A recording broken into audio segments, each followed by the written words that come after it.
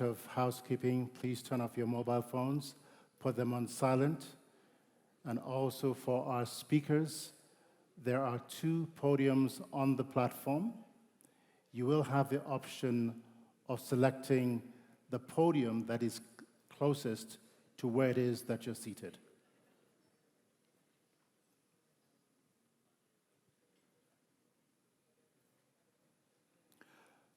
With that being said, Your Excellencies, distinguished ladies and gentlemen, welcome to Addis Ababa and to this high-level roundtable on addressing malnutrition and catalyzing transformation through enhanced multi-sectoral investments here on the margins of the African Union Summit. My name is Victor Oladokun, and as always, it's a pleasure, it's an honor really, to be the MC and the moderator of our event this evening.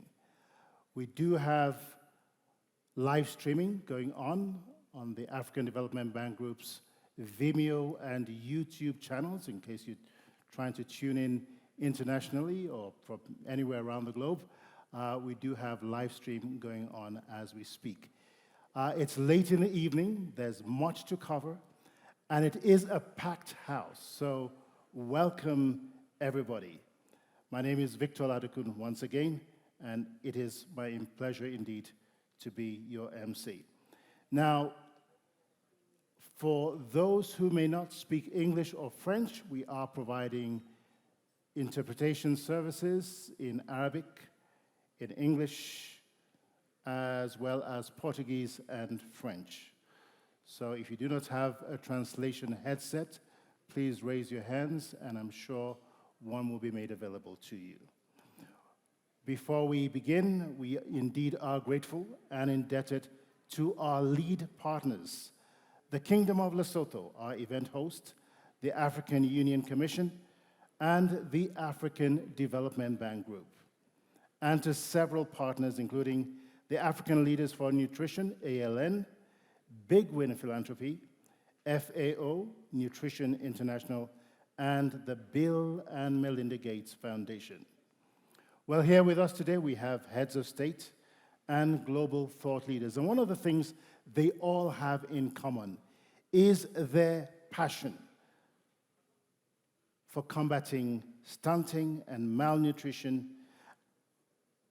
And in addition, one thing they all have in common is their intuitive understanding of the interconnectedness between these issues and transformational development. As I mentioned earlier, we do have a very, very tight program today. Time is against us. So without further ado, I'm going to call on our first speaker this evening. Every single day, he literally lives and he breathes Africa. And for decades, he's been a champion at the forefront of Africa's food and agribusiness. In spite of the many challenges that face us as a continent, which we're all aware of, he consistently sees solutions. And it's for this reason that he is called Africa's optimist-in-chief. Distinguished ladies and gentlemen, please give a very warm welcome to the president of the African Development Bank Group, His Excellency, Dr. Akinwumi Adesina.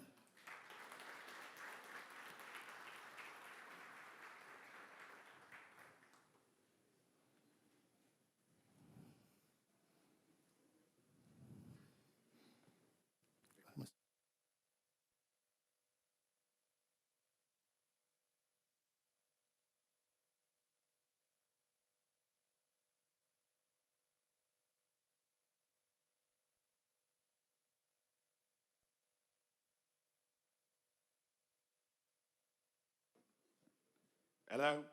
Oh, that's much better. Your Excellencies, let me start by welcoming Her Excellency, my dear big sister.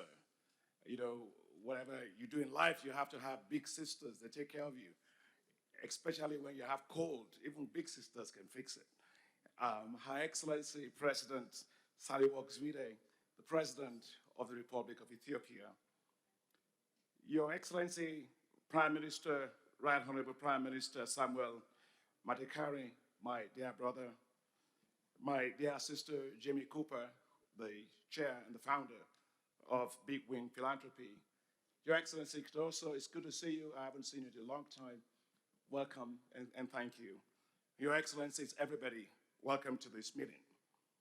I wish to thank you, first and foremost, everyone, for honoring our invitation to this special African Union Nutrition Champion Special event. But Your Excellencies prioritize attending this event. It's a great development for Africa.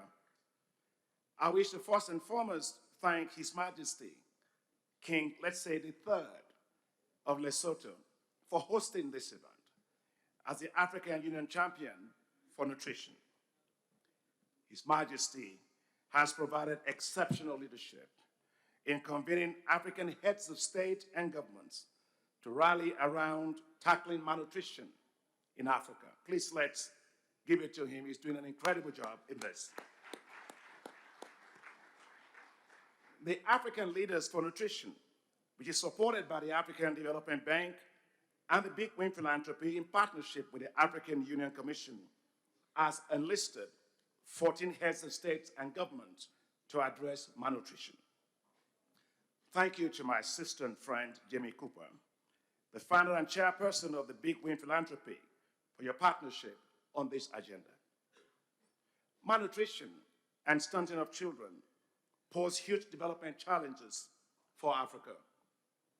The continent is home to about 86 million children under the age of 5 years facing malnutrition. And as far as I'm concerned, God did not make stomachs to be empty. He made them to be filled.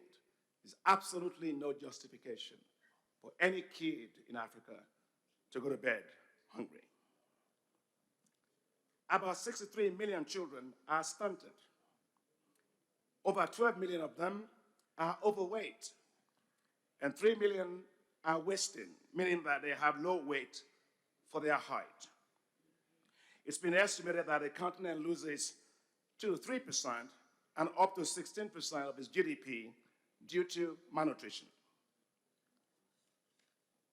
To be clear, Your Excellencies, stunted children today will lead to stunted economies tomorrow. And so, if I've got ministers of finance here, this agenda is not about health. It's not an agenda about agriculture. It's not even an agenda about water. It's an agenda about economic development.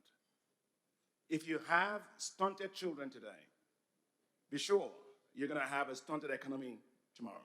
So pay attention, ministers of finance. It is therefore critical that strong political will be deployed by heads of state and governments to tackle malnutrition. The stunting is especially serious as it deprives children of their mental and cognitive developmental skills and abilities and capabilities. This over time leads to low life expectancy and lifetime income earning possibilities. Now, we must look at malnutrition, especially stunting, from the perspective of what I call gray matter infrastructure. Stunted children are not able to learn well. They fall behind in school and they underperform. While physical infrastructure, such as roads, rail, energy, or digital infrastructure, can be fixed when they are damaged, the gray matter infrastructure, which has to do with the neurons in your brain, the brains of the kids, once damaged by stunting, are very hard to repair or to recover. And that is why the African Development Bank and the Big Wing Philanthropy brought together heads of state and government from 9 countries committed to accelerating stunting reduction, and we formed what's called the Presidential Dialogue Group. This group mobilizes the highest level of political commitment to expedite the reduction of stunting rates in heavily affected regions of their countries. Now, I know what quick action on stunting can do at a personal level. In 2016, I went on an official trip, just watch your screen. I went on an official trip to Madagascar. When I went on that trip, I went to a village in northern part of the country, the place called Bamangoki. Getting off the helicopter, I saw several children running towards the chopper. My eyes got fixated on the guy that you saw over there. He seemed to be quite curious, wondering about this chopper, much more than the other kids that I saw. I was so sure, you could see him, that he could not be more than 5 years old. And so when I bent down to ask his name, the voice that projected out to me was so strong. Clearly, this was not a 5-year-old kid. I was startled. When I asked for his age, he said he was 11 years old. This was severe malnutrition. I asked him what he wanted to be when he got older. He said he would like to be a medical doctor. Our first son's a medical doctor practicing in the United States. So I was touched by that. And I said to him, with your level of severe stunting, I don't see how you can become a medical doctor. So I picked up my phone and I called my wife, Grace, and I said, honey, look, I'm standing here as a little kid that wants to be like our son, wants to be a medical doctor, but he has severe stunting. There's no way he can become a medical doctor. Do I have your permission to adopt the kid? And my phone went, I said, honey, are you there? She said, yes, I'm there. You have my permission to proceed and adopt the kid. So we adopted Anthony when I was right there on the spot. We took him out of the village, put him in an environment with better access to food, water, sanitation, and education. Fast forward 7 years afterwards, Anthony is today about my height.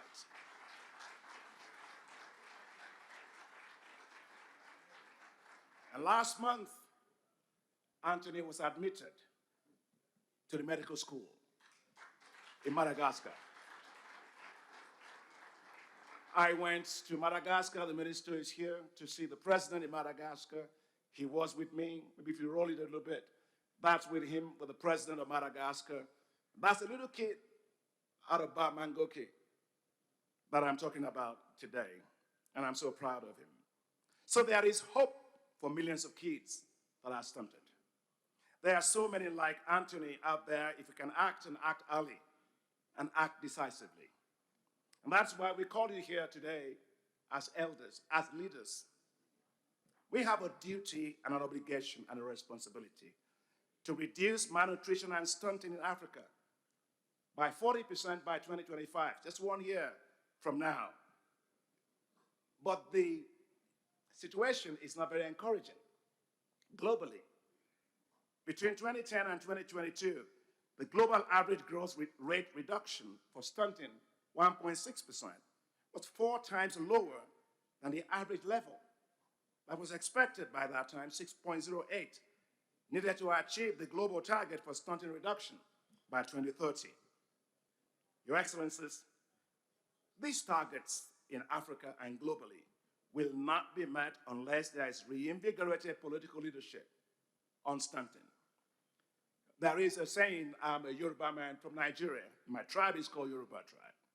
We have a saying in my tribe that says, Agba ki n wa lọ́jà, ki ori ọmọ tuntun wọ̀, which means elders cannot be in the open market or public sphere, and the head of the baby on the back of the mother slumps, because babies are strapped on the back by their mothers. Your Excellencies, today we have you here to help us make sure that we solve this problem of malnutrition and stunting in Africa. You are the elders, and the heads of these babies must not slump again on their mothers' backs. Without strong political leadership, efforts to address malnutrition will be fragmented and will lack resources and commitment. With your support, we can prioritize nutrition as a national agenda, and funds can be allocated to a multi-sectoral national action plans. We're going to hear quite a lot about those today because you have to take a multi-sectoral approach to actually solving this problem.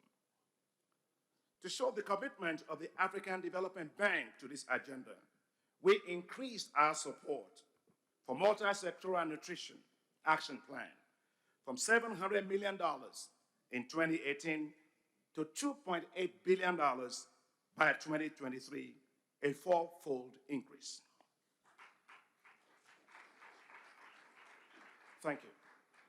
As heads of states and government, please help ensure that we end stunting in your respective countries. Your decisions today will help turn the fortunes of millions of children around, just like it was done for Anthony. The African Development Bank, the Big Win Philanthropy, and partners such as the Islamic Development Bank, Bill and Melinda Gates Foundation, and several others that are here today, including FAO and others, are working in strategic partnerships. I am delighted that you all are here as partners because it's only together that we can fix this problem. Today, we and all the other development partners that are here are ready to listen to you and to agree with you on a roadmap, an accountability framework, and a financing plan to support your efforts to reduce malnutrition and stunting in your respective countries. Excellencies, we count on you. 86 million children who suffer from malnutrition count on you. I know that you will make their lives like that of Anthony, to give them new possibilities. And then you will hear 86 million thank yous all across our continent from kids that are now giving new possibilities to be the best that it can be for our continent. And what a really different Africa that is going to be. So thank you very much in advance, and may God bless you for what you're doing. Before I get on from here, because I know that alone we can't do things, but together we can do incredible things. How many of you know the baobab tree is this big? You can't put your hand around it. Try it, you fail. But when you join hands of everybody around it, you can actually do the baobab tree. So I'm going to ask your excellencies that you please rise for a minute.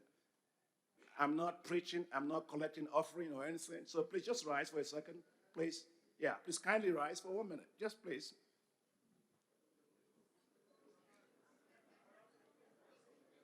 And now, please hold the hand of the person next to you. Just hold their hands. Yeah, we don't have any COVID anymore, nothing like that. Right. And then just simply say after me, let's have a stunting-free Africa. Let's have an Africa without malnutrition. We can do it. Now let's do it. Thank you very much.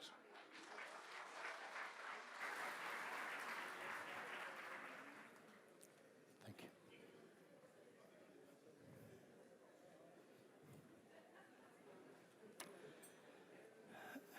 you. It's not always that one sees excellencies and VIPs being bashful about holding hands together, but thank you very much for honoring that request by Dr. Adesina. Dr. Adesina, thank you very much for passionately setting the agenda for us during this high-level roundtable, focusing on the imperative of fast-tracking investments across Africa that are designed to radically reduce stunting and accelerate nutrition and investments across the food and nutrition value chains.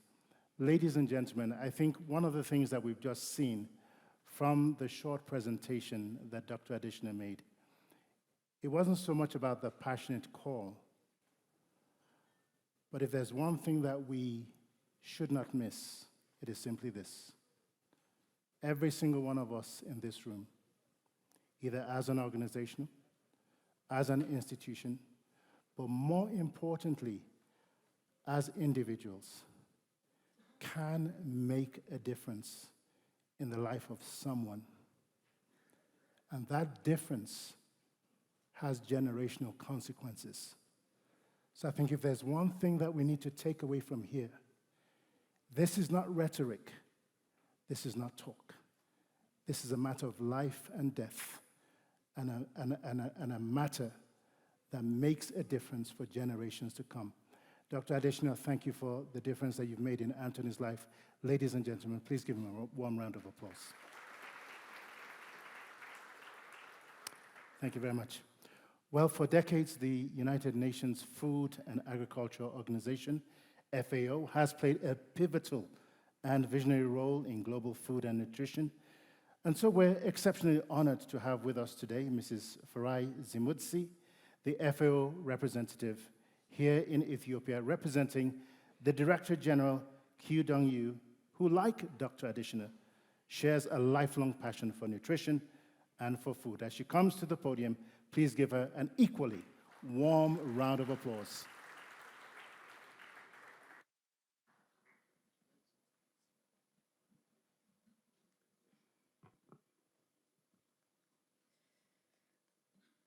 Your Excellency,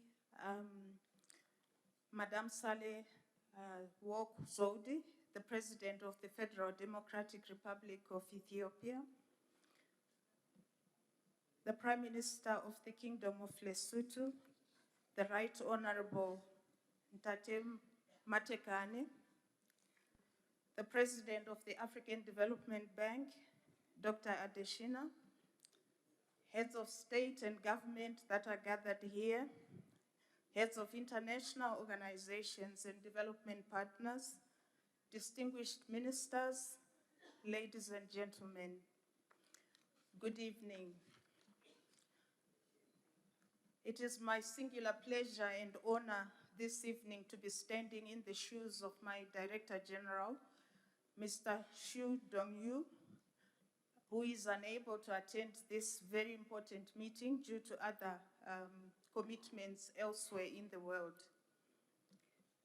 As we all know, achieving the 2030 Agenda for Sustainable Development, and more specifically, goal number 2, which strives to end hunger and achieve food security, improve nutrition, and promote sustainable agriculture, remains a high priority in Africa's regional and national development agendas.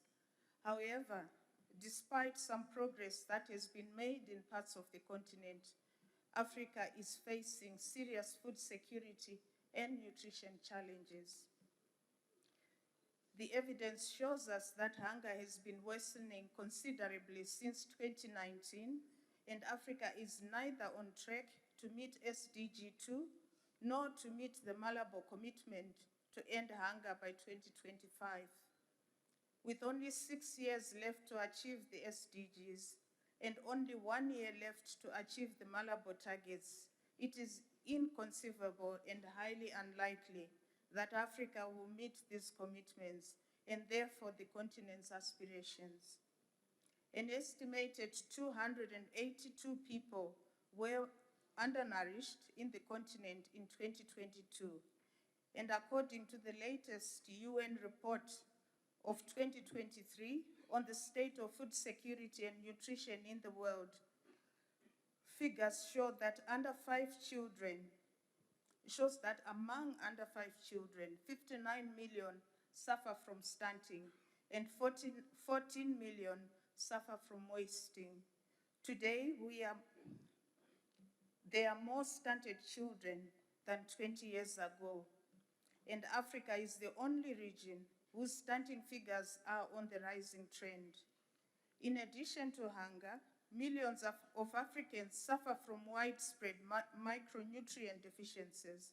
Overweight and obesity are already significant, and already significant public health concerns in many countries. Moreover, estimates show that in 2021, most of Africa's population, about 78%, could not afford healthy diets compared to 42% globally. The average cost of a healthy diet has been increasing over time and was at $3.57 per person per day in 2021 on the continent, which is much higher than the extreme poverty threshold of $2.15 US per person per day. This means that not only are people experiencing poverty, but also a large proportion of them are defined as non-poor and therefore cannot afford a healthy diet. Excellencies, ladies and gentlemen, advancing progress against malnutrition will require deliberate and sustainable investment in nutrition and nutrition-sensitive agri-food systems. Evidence confirms that there is a significant return on investment for countries with proper nutrition financing mechanisms. With every $1 invested in nutrition, it can generate $16 in terms of returns. Reducing malnutrition could increase overall national economic productivity by 11%, as measured by GDP per capita. For example, for 15 African countries, meeting the 2025 World Health Assembly targets for stunting would add $83 billion to national income.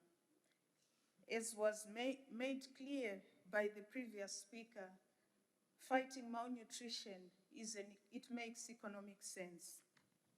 Therefore, nutrition-sensitive development investments are required to complement and support direct nutrition-specific initiatives. Investments in natural resources, agriculture, food systems, trade, and commerce are essential to improve the availability, affordability, and preparation and consumption of nutritious foods.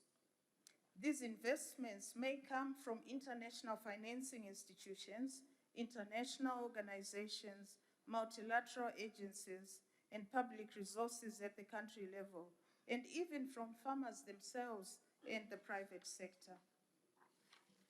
To achieve more resilient agri-food systems for food security and better nutrition, there is a need to put in place a set of sustainable requirements for financing responsible and inclusive public and private investments.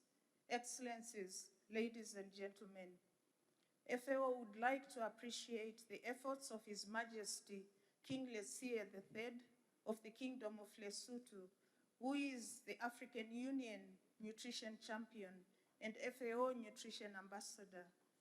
In addition, also to appreciate the efforts of African leaders for nutrition, the African Union Commission, the African Development Bank, and the Presidential Dialogue Group Development Partners, Nutrition International, and all partners present for their continued efforts in mobilizing resources and private sector engagement in the fight against hunger and malnutrition on the continent. FAO is also advocating and driving more investment in the agriculture sector, including through the flagship programs that the organization has put in place. These include the Hand in Hand initiative, which supports the implementation of nationally led ambitious programs to accelerate agri-food systems transformation by eradicating poverty, ending hunger and malnutrition, and reducing inequalities. SDG 1, 2, and 10, respectively. It uses advanced geospatial modeling and analytics, as well as a robust partnership-building approach to accelerate the market-based transformation of agri-food systems to raise incomes, improve nutritional status, and well-being of poor and vulnerable populations, as well as to strengthen resilience to climate change. Doing so requires explicitly considering nutrition in investments and costing of the required financing. In this regard, members of Parliament bear a critical responsibility in ensuring adequate budgets for nutrition. MPs should advocate for and approve budgets that are in line with the AU's commitments to strengthen agri-food systems that support healthy diets and improved nutrition to advance the continent's food security and nutrition agenda. In 2022, during the African Union Year of Nutrition, the Pan-African Parliament adopted a model law on food security and nutrition for Africa, developed with the support of FAO. The model law guides countries seeking to establish national and subnational legislation on the right to adequate food. I applaud the parliamentarians involved in this important work. In the same vein, FAO has supported the formation of parliamentary alliances for food and nutrition security at national and subnational levels, which help catalyze the work of food and nutrition champions. Excellencies, ladies and gentlemen, to conclude, new funding sources, including green financing, stand to play a critical role in fighting malnutrition on the continent. FAO, through its corporate strategy for better production, better nutrition, better environment, and better life, leaving no one behind, remains committed to working with the African Union member states, farmers, other value chain actors, and all strategic partners to find long-lasting solutions to the problems of hunger and malnutrition, thus definitely leaving no one behind. I thank you very much for your kind attention.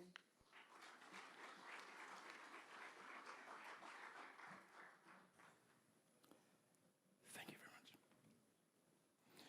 Well, many thanks, Mrs. Imudzi, for your thoughts on global food challenges, especially of malnutrition and stunting, and for highlighting FAO's strategic role. This evening, we're really grateful to have with us today somebody whose mandate, mission, and mantra is helping Africa connect the dots between health and development. Distinguished ladies and gentlemen, please welcome to the podium Her Excellency Minata Samate Sesuma, the African Union's Commissioner for Health, Humanitarian Affairs, and Social Development, as she comes to the platform.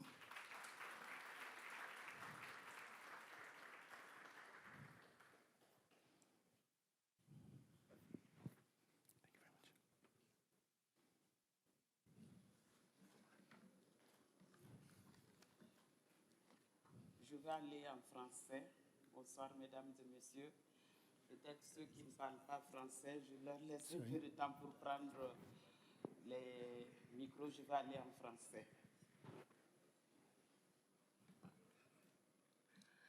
Excellence, Madame Sahle-Work Zewde, présidente de la République fédérale démocratique d'Éthiopie, Honorable Samuel Sokwane Matekane, Premier ministre du Royaume du Lesotho, Honorable vice-président de la République de Sierra Leone, Honorable ministre, nous avons beaucoup de ministres dans la salle que je tiens à saluer. Ils représentent leurs chefs d'État qui sont des champions en matière de nutrition. Je tiens à dire merci à mon frère Adesina de la BAD. Merci pour ce que vous faites pour nous aider à mettre fin à la malnutrition sur le continent. Je connais votre engagement dans la nutrition et également pour mettre fin au retard de croissance. Je saluerai aussi le président de Afrexim Bank. On a d'autres banques qui sont avec nous, sans oublier les partenaires. Je ne pourrai pas tous les citer, vous regardez la liste. Je tiens à leur dire merci, que ce soit les partenaires bilatéraux, les partenaires multilatéraux qui nous accompagnent au quotidien dans cette lutte contre la malnutrition. Je tiens à saluer aussi la présence des représentants des États membres de l'Union africaine. Je vois des partenaires bilatéraux, multilatéraux et des collègues, et sans oublier aussi certaines organisations comme Gavi. Merci, M. Barroso, d'être avec nous. Et on a Bill Gates, on a AUIA, on a Nutrition Internationale. Merci pour votre soutien aussi à la Commission. Mesdames et messieurs, chez moi, on dit tout protocole dûment respecté. Je m'excuse auprès de ceux dont je n'ai pas pu citer les noms parce que Je suis vraiment ému de voir cette crème de la crème engagée dans la lutte contre la nutrition et j'en suis vraiment ému. Merci beaucoup pour votre présence. J'ai l'agréable honneur de vous souhaiter la bienvenue. La bienvenue pour cet événement au nom du président Faki qui s'excuse. Il était à une cérémonie et j'étais là-bas aussi avec la présidente ZO2. J'ai pu voir son engagement sur l'éducation, également l'engagement de l'Éthiopie pour mettre fin à la malnutrition. J'ai l'habitude de dire que l'Éthiopie a un programme qui a permis de réduire le retard de croissance et d'autres pays aussi. C'est l'occasion d'échanger et puis d'apprendre les uns des autres. Je tiens, mesdames et messieurs, à saluer Sa Majesté le roi du Lesotho, à travers lui, son Excellence, Monsieur le Premier ministre, pour son engagement. J'ai eu l'occasion de travailler avec lui, il est engagé et son pays fait un excellent travail pour mettre fin à la malnutrition et surtout la sensibilisation de ses pairs, les chefs d'État et de gouvernement, pour qu'ils puissent prendre à bras le corps la question de la nutrition. Soyez mon interprète, Monsieur le Premier ministre, pour remercier Sa Majesté pour cet engagement. Je voudrais aussi saluer, comme je le disais, beaucoup de ministres sont dans la salle. Ils représentent les champions. Le champion, le roi du Lesotho, mais il y a d'autres chefs d'État aussi qui sont engagés. Je vois le président de Côte d'Ivoire. Merci au ministre qui représente le président de la République de Côte d'Ivoire. Je ne peux que rappeler la réunion que nous avons eue. Nous avons eu le thème de l'année 2022 sur la nutrition. Et la Côte d'Ivoire a été un partenaire avec une grande réunion sur cette question, avec une déclaration que nous allons mettre en œuvre aussi avec vous tous. Je n'oublierai pas aussi le président du Botswana, Madagascar, Sierra Leone, Ghana et d'autres personnalités, d'autres chefs d'État qui se sont engagés dans cette lutte contre la nutrition. Vous conviendrez avec moi que l'initiative que nous avons pour lutter contre la malnutrition arrive à propos parce que notre agenda 2063 et aussi l'agenda 2030 des Nations Unies met l'accent sur des populations en bonne santé et qui soient bien nourries. Vous conviendrez que ce combat mérite qu'on passe à l'action. On a suffisamment parlé, il faut une action collective. En voyant tout ce panel, je me rends compte que cette action, nous pouvons réussir. Et mon frère Adésina l'a dit, ensemble, nous allons vaincre et nous allons lutter contre la malnutrition et gagner ce combat. Si nous voulons justement réaliser les objectifs de l'agenda 2063. Lutter contre la malnutrition, cela suppose aussi un engagement financier. Malheureusement, cela fait défaut. C'est en cela que je salue les banques qui sont avec nous, le secteur privé. Nous tous, nous devons engager si nous voulons vraiment mettre fin à ce fléau sur le continent. Il nous faut des investissements multisectoriels qui soient renforcés parce qu'on ne peut pas parler de nutrition sans parler agriculture. On ne peut pas parler de nutrition sans parler santé, d'où la nécessité de tenir compte et d'investir dans tous ces secteurs si nous voulons mettre fin à la malnutrition. Je ne reviendrai pas sur les chiffres. Ma sœur qui a parlé, elle a parlé des chiffres et c'est effrayant ces chiffres. Lorsqu'on vous dit que 149 millions d'enfants de moins de 5 ans souffrent d'un retard de croissance, qu'est-ce que nous voulons si on a ce genre d'enfants avec des cerveaux? J'ai eu l'occasion de discuter avec Nutrition Internationale. Le cerveau d'un enfant malnutri est tout petit et celui qui est bien nourri, il est grand, il peut réussir à l'école, mais il faut nous battre pour mettre fin justement à cette situation au niveau de 149 millions d'enfants. On a 50 millions qui sont émaciés, qui sont très faibles. Et on ne peut pas bâtir cette Afrique avec des populations qui ne peuvent pas contribuer. La carence nutritionnelle, dans beaucoup de nos sociétés, on mange. On dit qu'on a bien mangé alors qu'il n'y a pas les micronutriments qu'il faut. Malheureusement, on vit aujourd'hui des cas où la population africaine aussi connaît l'obésité, le surcroît. Il nous faut travailler justement pour mettre fin à cela, parce que cela crée aussi des inégalités. En matière de nutrition, bien sûr, ça va avec la santé, mais le nombre, particulièrement au niveau du continent, est important. Lorsqu'on vous dit un enfant sur 4, c'est énorme et il nous faut travailler. Mais en ma qualité de commissaire en charge de la santé, des affaires humanitaires et du développement social, je suis consciente que nous devons gagner cette lutte de la malnutrition, du retard de croissance, parce que nous voulons mettre fin à la pauvreté et au sous-développement sur le continent. Je ne saurais oublier nous-mêmes, États membres. Il faut, et c'est en cela je salue les représentants des... La première responsabilité, c'est nous-mêmes au sein du continent africain. Nos leaders, je salue les leaders qui sont là. Nous devons prendre à bras le corps. Personne ne viendra faire ça pour nous. Il nous faut nous-mêmes nous engager et les autres vont nous soutenir. Parfois, ça ne dépend pas de nous, les causes de cette malnutrition. Malheureusement, les conflits, les changements climatiques, des questions de gouvernance, et nous payons très fort ce prix, justement. Il nous faut réduire à 0 le nombre de personnes qui souffrent de la faim. Malheureusement, nous avons beaucoup de personnes. Je n'insisterai pas sur les statistiques, c'est décourageant. Mais nous ne devons pas nous décourager, parce qu'il nous faut nous battre justement pour arriver avec détermination à trouver des solutions pratiques à cette situation. Les défis sont énormes, c'est normal, c'est humain. Lorsque vous vivez, il y a des défis, mais c'est ensemble que nous pourrons relever ce défi. Et comme je disais, qu'on puisse avoir cultivé. Et l'Afrique est capable de cultiver. On a de l'eau, on a 60% de terres cultivables, on a tout. Pourquoi nous ne produisons pas? C'est en cela qu'il faut encourager les jeunes à aller vers l'agriculture, qu'on puisse varier et manger aussi ce que nous produisons. En notre qualité, représentant la Commission de l'Union africaine, nous sommes prêts à être avec vous, à travailler avec vous pour mettre fin à cette situation. Nous avons parlé du thème de l'éducation. Madame la Présidente était à cette réunion pour le lancement du thème. Il faut aussi faire ce lien entre l'éducation et la nutrition.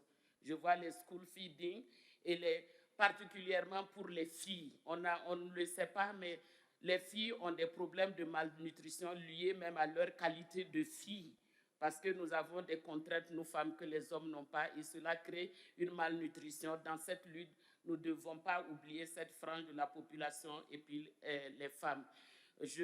Pour conclure, je voudrais réaffirmer l'engagement de la Commission de l'Union africaine à travailler avec vous pour éliminer la malnutrition, le retard de croissance et accélérer la transformation du continent africain avec des investissements multisectoriels renforcés et surtout, j'insiste, l'appropriation de toutes nos stratégies par nos États membres, et nous comptons sur nos partenaires bilatéraux et multilatéraux que ces partenaires puissent nous accompagner. Voilà quelques mots que je tenais à dire en vous remerciant vraiment pour votre présence et votre engagement. Et ensemble, nous allons gagner ce combat pour les générations futures.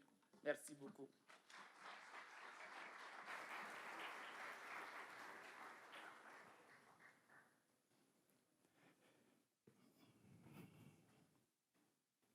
Merci beaucoup, Madame Minata Samate Sesuma, for your illuminating opening remarks and also for the passion that you bring to the table on these critical issues to add to the weight of conviction and voices at this roundtable focused on malnutrition, or rather on food, nutrition, and transformational development, as well as multi-sectoral investments. Please welcome the Prime Minister of the Kingdom of Lesotho, the Right Honorable Samuel Matikane, as he comes to officially open this high-level roundtable on behalf of His Majesty, King Letsie III of the Kingdom of Lesotho.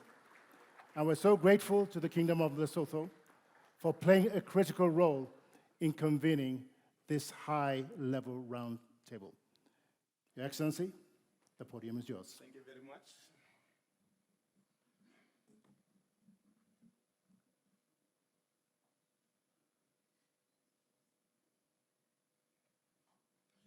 Thank you very, very much.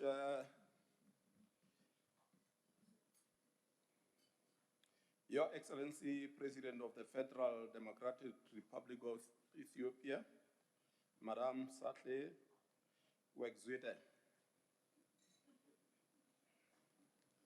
Excellencies, Heads of State and Government here present, Honorable Ministers present, Your Excellency Ambassador Minata Samate Sesuma, Commissioner for Health, Humanitarian Affairs and Social Development of the African Union,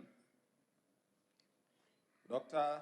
Aginguni Adesina, President of the African Development Bank Group, heads of diplomatic mission and international organizations, development partners, distinguished guests, members of the media, ladies and gentlemen. On behalf of His Majesty King Letsie III, Head of State of the Kingdom of Lesotho, African Union Champion for Nutrition, and the Food and Agriculture Organization Goodwill Ambassador for Nutrition, I wish to convey my gratitude to the African Union Commission for their tremendous support and collaboration in hosting this high-level side event on addressing malnutrition, catalyzing Africa's transformation through enhanced multi-sectoral investment. This event is taking place when approximately 86 million children aged below 5 in Africa are facing various forms of malnutrition. Out of this number, 63 million are standard, while 10 million are overweight and 3 million are wasted.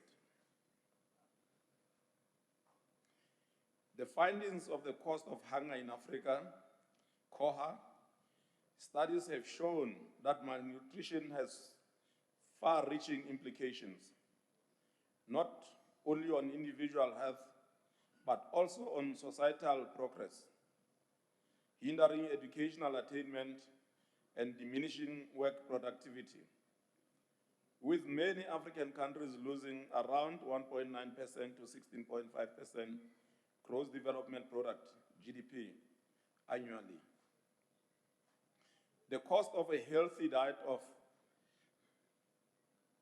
$3.06 per person per day is not affordable to many people, and the number of undernourished people in Africa is projected to increase to 51.5%, marking a focus on transforming food systems an urgent priority. Excellencies, ladies and gentlemen, despite the malnutrition challenges facing the African child, our continent is making notable progress in ensuring that our children are well nourished and well equipped to face the future. In 2023, at least 30% of the children under 5 years were standard, down from 34% in 2012. In addition, the number of African Union member states with high prevalence of stunting has declined from 46 in 2012 to 28 in 2023. Although the progress is noteworthy, 15 countries have a high prevalence exceeding 30% and are home to 42 million out of 63 million children that are standard on the continent. The progress that the continent has made in reducing stunting is too slow to help us achieve the target of a 40% reduction by 2025. Apart from stunting, countries were expected to ensure there was no increase in the prevalence of overweight among children under 5 years by 2025. Over the last decade, the number of overweight children has increased from 8.8 million in 2012 to 10.2 million in 2022. Close to 25 countries in Africa are not on track to achieve the World Health Assembly target. Only 10 countries are on track to meet the target.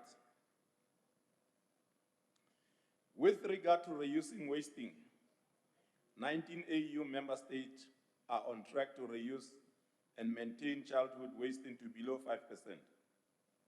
However, there are significant regional differences that are important to note. Some member states, such as South Sudan, Sudan, Eritrea, and Somalia, carry the highest burden of childhood wasting.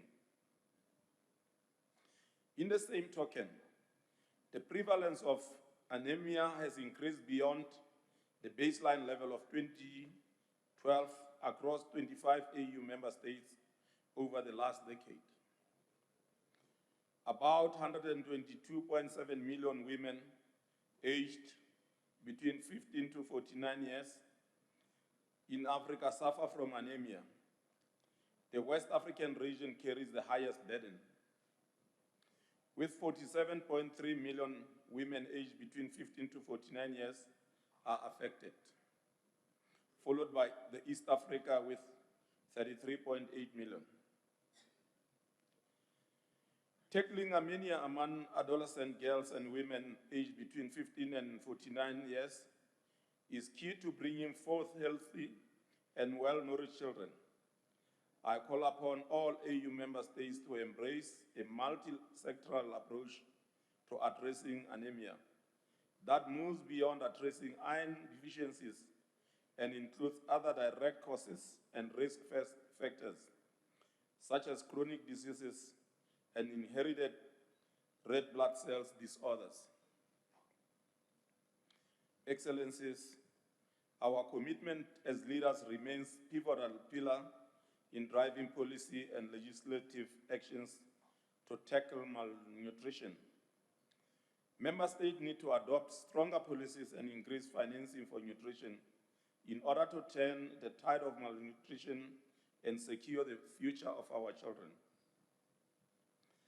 I must commend the AU chairperson for embarking on the development of a strategic framework on prevention and management of anemia in Africa. A multi-sectoral nutrition policy framework and a funding target for nutrition investment in Africa.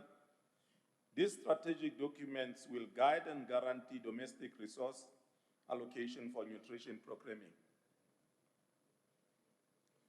I also wish to call upon all nutrition leaders, including the members of the Presidential Dialogue Group, to spearhead the development of multi-sectoral interventions that address malnutrition in all its forms across sectors such as health, education, agriculture, social protection, water, and sanitation.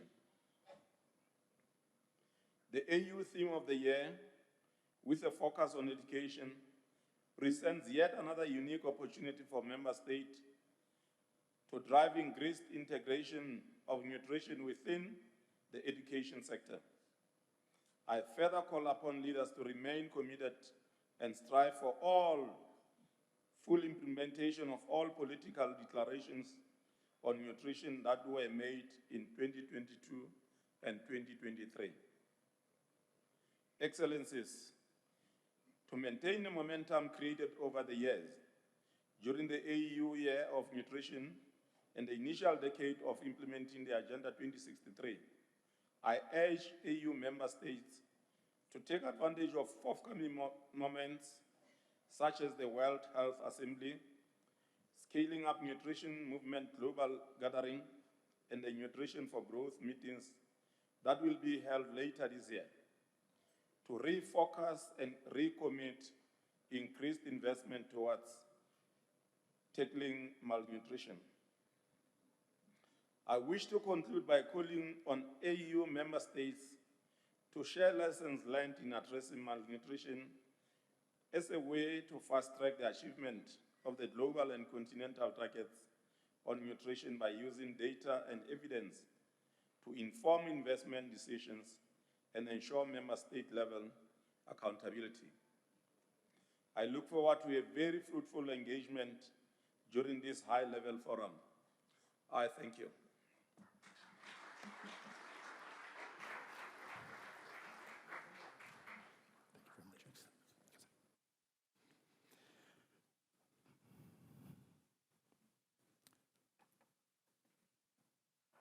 I know it's a little late in the evening, but I think we can give the Right Honorable Prime Minister Matekane even a warmer round of applause. Thank you so much. There we go. That's more like it. That's more like it. That's more like it. Thank you very much, Your Excellency, for the very insightful updates on the progress being made by the African nutrition leaders, especially as championed by King Letse III. Thank you very, very much for all that you continue to do and the political support that you continue to provide. Well, we're now going to transition very briefly to a short, and I underline in bold, short, video presentation on global agriculture and food security. And it so happens that since we're talking about food, the timing is just perfect. I see that the starters are being served. Thank you very much. Please give the waiters a round of applause for perfect timing.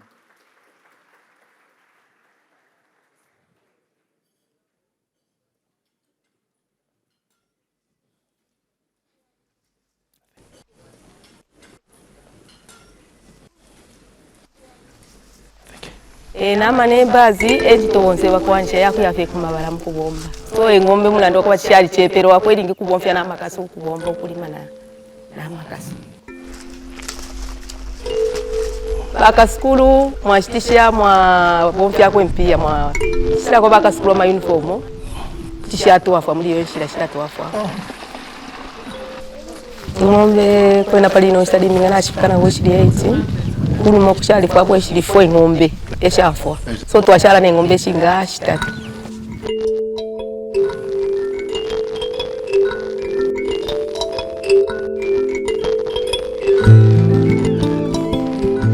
apa pene ngombe foto endanga tureshitwala kulya kwani center mu kishitibisha tuluvali twafitekwa turashitwala kudipishako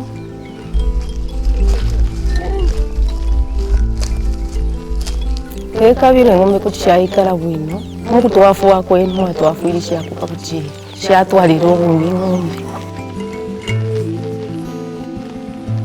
Located in Zambia's Serenje district, the Livestock Service Center is one of the country's 6 centers established by the Agriculture Productivity and Marketing Enhancement Project. These centers provide vital support to small-scale livestock owners, offering expert veterinary care and training to strengthen livestock production. The Global Agriculture and Food Security Program, the African Development Bank, and the Government Republic of Zambia came together to implement this project to enhance the potential that agriculture has to become like the mainstay of the Zambian economy. The project was implemented in 6 of the country's provinces, where a series of initiatives have been designed to cohesively meet its goals in the fields of irrigation, crop and livestock development, aquaculture, and agro-processing. I was picked as one of their lead farmers for rice production when it was being introduced. This is a Dambo area. Normally it floods during rain season, so no farming activity used to take place in this area. Rice can only do better in water. So that's how we decided to start doing rice farming in this Dambo. I did well. I managed to do 8 hectares. I realized money to pay for my tractor. In fact, rice has come at the right time when we were struggling to improve our living standards. In terms of money, rice has come out number 1.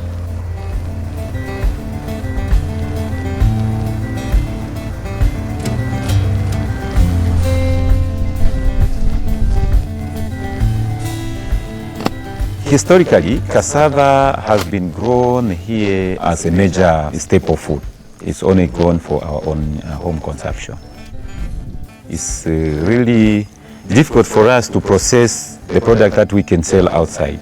In most of these communities, the issue has been access to markets. So the project set up 30 metric tons cassava milling plant in Chitambo district. And this one is supposed to produce cassava flour, cassava meal, and cassava starch and feed.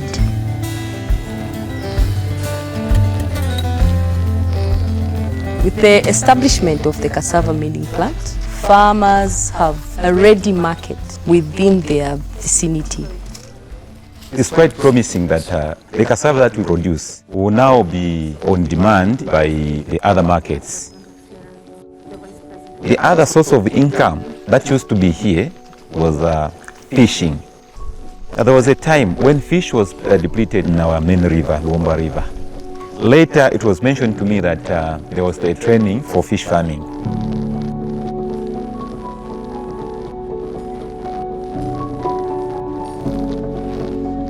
I found it was very good because you find that the time you are not selling your crop, it is quite good to diversify because it gives also an opportunity to have some other source of income.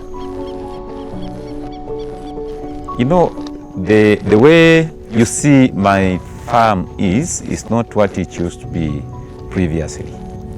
I had a hut. Now with the coming of the project, it has moved me from that level to that level where you found me, where I'm able to have tapped water. My children are not getting water from the open well. I've managed to take them to colleges. I've greatly improved since the coming of the project. Lives have literally been transformed in the districts of implementation. The project has really set the stage for bigger things to come in the future.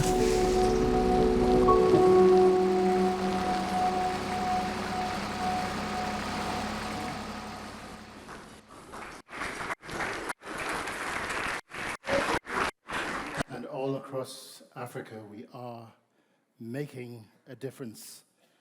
Given our huge resources in land, in water, in labor, and the huge potential that we have as a continent, we have a responsibility to get it right. We are exceptionally honored and delighted to have with us today African heads of state and government, vice presidents, and ministers. I see quite a number of them around the table. And in your individual ways, you're confronting head-on the perennial challenges of malnutrition and stunting, because it's a multi-sectoral issue, and you are making a difference. We know that. We're truly grateful today that you've taken time out of your very busy schedules here at the African Union Summit to be with us late this evening. We're going to proceed right now with our first high-level roundtable conversation. And it gives me great honor to welcome to the platform, to take a seat on the platform, Her Excellency Sahle-Work Zewde, the President of the Federal Democratic Republic of Ethiopia. I know we're eating, but we can give her a warmer round of applause, more so that she's hosting us here in Ethiopia. President Sahle-Work, please join us on the platform.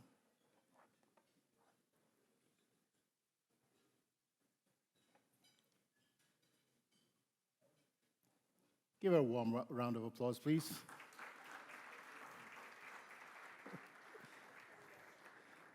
Excellency.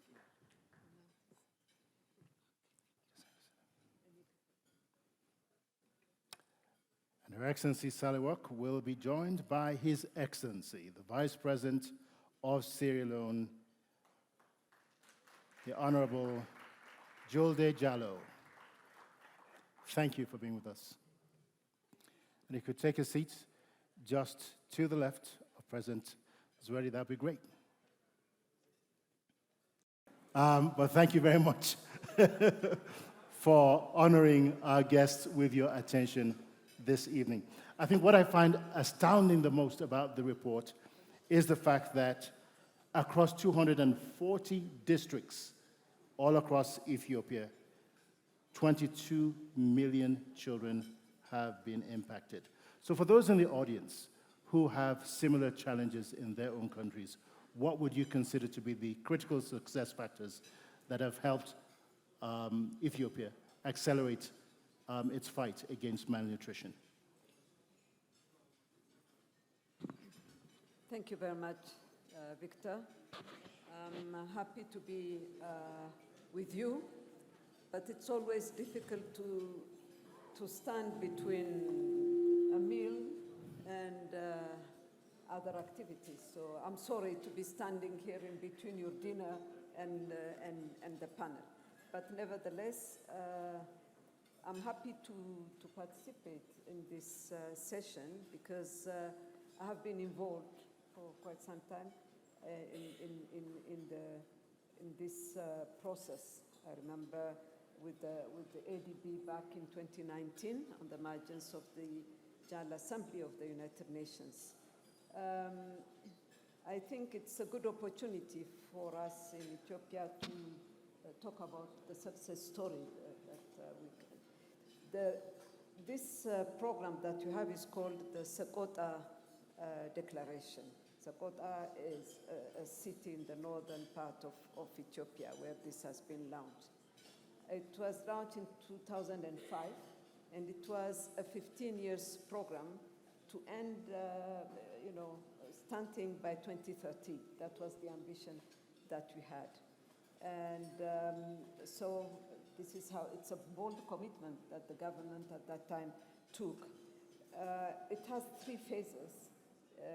One is innovation, then the expansion, and the third one is scaling up the program. Each of the phases was 5 years, commitment. It has been, as you have said, implemented in 240 districts, the result has been really amazing. The 191, I think, let me see my notes, from the 240 are the geographic areas where we work with the Big Win philanthropy. In this work that has been done, 14 sector ministries were involved in working together. So this wasn't just the Ministry of Agriculture. No, it's not. It's health, it's agriculture, it's education. water, it's education, Fantastic. women and girls, and so on. The process that led us to that, it's the high prevalence of stunting in Ethiopia. And second, also the slow rate in terms of reducing the annual average stunting reduction. And when we saw that, it was very clear that we will never meet the goal. Madam President, I really want to jump in here because I want to ask a political question. For decades, the tendency has been that the issues of food and stunting have been relegated either to health or to agriculture. What was it that your government did to ensure that this really became a multi-sectoral approach and one that was taken very, very seriously? This stunting issue was given to the Ministry of Health. And we have seen through years that things were not moving. It's not only, sorry, but I have to look at you. It's only at the Ministry of Health, things couldn't move.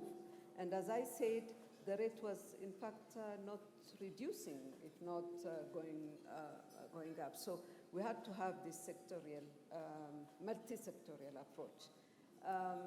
In fact, 14 of them were involved, but not only. This is what has been done at the national level, ministries, but it has trickled down to the sub-national level, the regional level, where the regions were very much involved in this, and in fact, matching with what the national government was giving. Then we went to partners. So it's the government, national government, regional governments, and then the main funder, which is the African Development Bank, that has helped us. And this is a good opportunity for me to thank its president, my junior brother, President Adeshina, for the support that we have gotten from the bank. And this has, the impact has been very dramatic because in terms of illness and death, in terms of educational performance, obviously, and the inadequate workforce productivity. So one sector alone intervention is not enough in addressing this. That has been very clearly shown. The other thing, this is a multi-sectoral, it's the ownership as well. At the federal level, it's under the leadership of the Deputy Prime Minister, so all concerned ministries would be involved. And at the regional level, the program was led by the regional presidents. I think the governance, the commitment, and the involvement at the highest level has helped us move. The challenge is still there, of course. It's a huge thing that we have to do, but the progress is really encouraging. That's what I can say. Well, thank you very much, Your Excellency, very much appreciated. And in addition to the amazing work that you're doing in the area of nutrition, that's okay, in the areas of nutrition and development, I just want to throw out here, if you really, really want to know what Ethiopia is doing in the area of wheat, a transformation of unprecedented proportions has taken place there over the last 4 years, where they've just gone from wheat dependence to complete wheat self-sufficiency, all in the span of 4 years. I think we can give Her Excellency and the government of Ethiopia a round of applause. And I'm going to come next to the Vice President of Sierra Leone. Again, some of the challenges that we deal with across Africa are similar, but I want to focus here, Vice President Jallow, on what it is that your country is doing to improve food security in the country, and how is the plan designed to tackle malnutrition at speed and at scale? Because this is a perennial issue. We've been talking about it for ages, so we cannot adopt a business as usual approach. What is it that your new government intends to do that is fundamentally different? Well, thank you very much. You know, we took over in 2018, and when we came, our interventions essentially around that area was informed by our experiences in terms of how the gravity of the situation. Our experiences showed when in 2018 I came, this scaling up nutrition is placed under the office of the Vice President. And there I visited several hospitals and several regions, and I realized there are huge challenges in terms of access, in terms of governance, in terms of inadequate financing. And it is based on that experience that we are able to put in place very strong interventionist actions. The first is that we realize that we have to move from the reactive logic to a preventive logic. Meaning, if we continue to spend money on therapeutic food to address malnutrition, it is not going to solve the problem. So we designed a national program called Feed Sierra Leone that we enrolled this year. That is essentially to address the overall food and nutrition security issues in the country. The objective of that program is essentially to increase domestic food production by 65% and reduce hunger by 50%. The other thing we realize is that there is need for increased financing. Because when you look at the finances that are addressed to fighting nutrition, like you just said, they are usually lost under the Ministry of Agriculture or the Ministry of Health. And if they are lost under the Ministry of Agriculture or Ministry of Health, the challenges are usually that when there are other urgent priorities like vaccines and medicines, those resources that are designed for nutrition are automatically transferred to those emergencies. So you hardly get the real financing specified for nutrition to get to the sector. So automatically what we did was to call the Minister of Finance and all the ministries for the Minister of Finance to create a dedicated budgetary line. For the first time in the history of Sierra Leone, we have a budget line that is on nutrition, specifically on nutrition. So we take that money, so we are able to use that resources on the nutrition match window. So if we give $300,000, for example, UNICEF match it with 300. So because it is not placed under a specific ministry, we can use it, so it allows us the flexibility. The other challenge we realize in terms of increasing financing, we increase the financing on that, is a governance challenge. And then we also, when I moved around the country, to assess the state of nutrition, and because I also supervise the Ministry of Health, I went to a particular hospital in a region, and I went to the maternal center, and I asked, where are the pregnant women? And they told me all the pregnant women, most of them have left to go in search of food in the neighboring towns. And then automatically it struck me that there's a very strong relationship between malnutrition and maternal health. Because if you have a malnourished pregnant woman, the tendency for that pregnant woman to even deliver safely or to deliver a healthy baby is very difficult. So during then, I also realized that another sector that was also very critical to malnutrition is the Ministry of Water and Sanitation.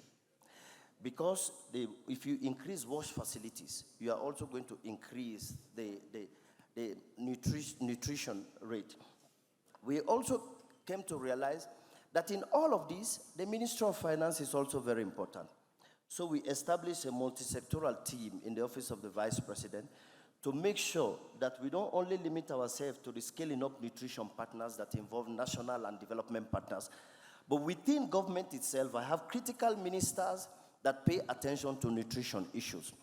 We know, like you just said, the data are not favorable in Sierra Leone, also in the sub-region. In Sierra Leone today, 26%, of children under 5 are stunted. And we have relatively a caseload of about 63,000 kids that are really in higher risk. And since 2019, when we started to roll out those interventions I just spoke about, we have seen a very slow reduction.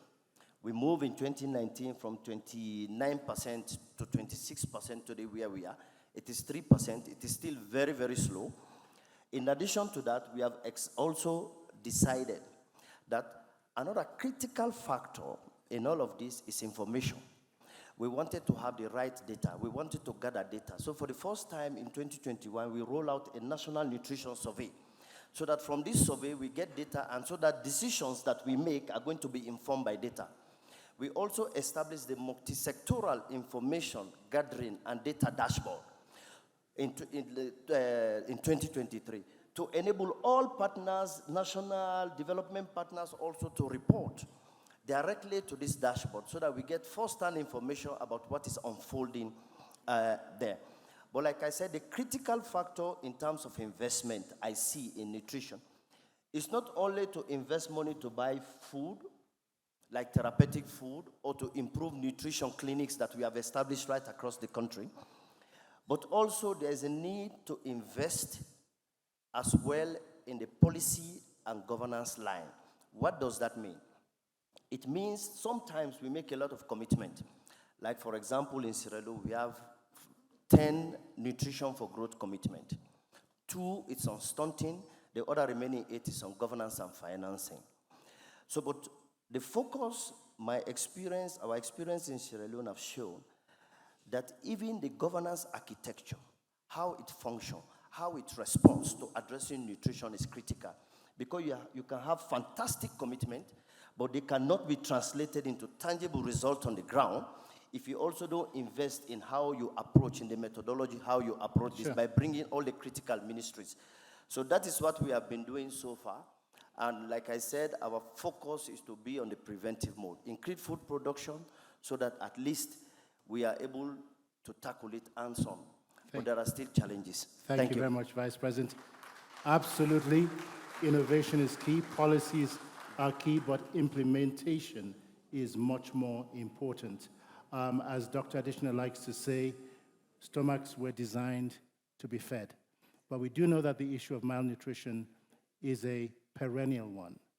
And it's one that we have to face boldly, strategically, and differently over the years to come, given the huge population expansion that we're expecting over the next 30 years. My charge, at least as the moderator of this session, is that as we as leaders continue to put resources into huge infrastructure, whether it be hard infrastructure, let us be mindful that the soft infrastructure of the belly of a child is much more critical. Your Excellencies, I want to use this opportunity, President Sally Worksworthy and President Jallo, Vice President Jallo, I want to say a big thank you and huge encouragement all the way for all that you're doing in Sierra Leone and Ethiopia. You deserve a round of applause from our guests here today. But just before you go, your nutrition programs are targeted at what age group, what demographic?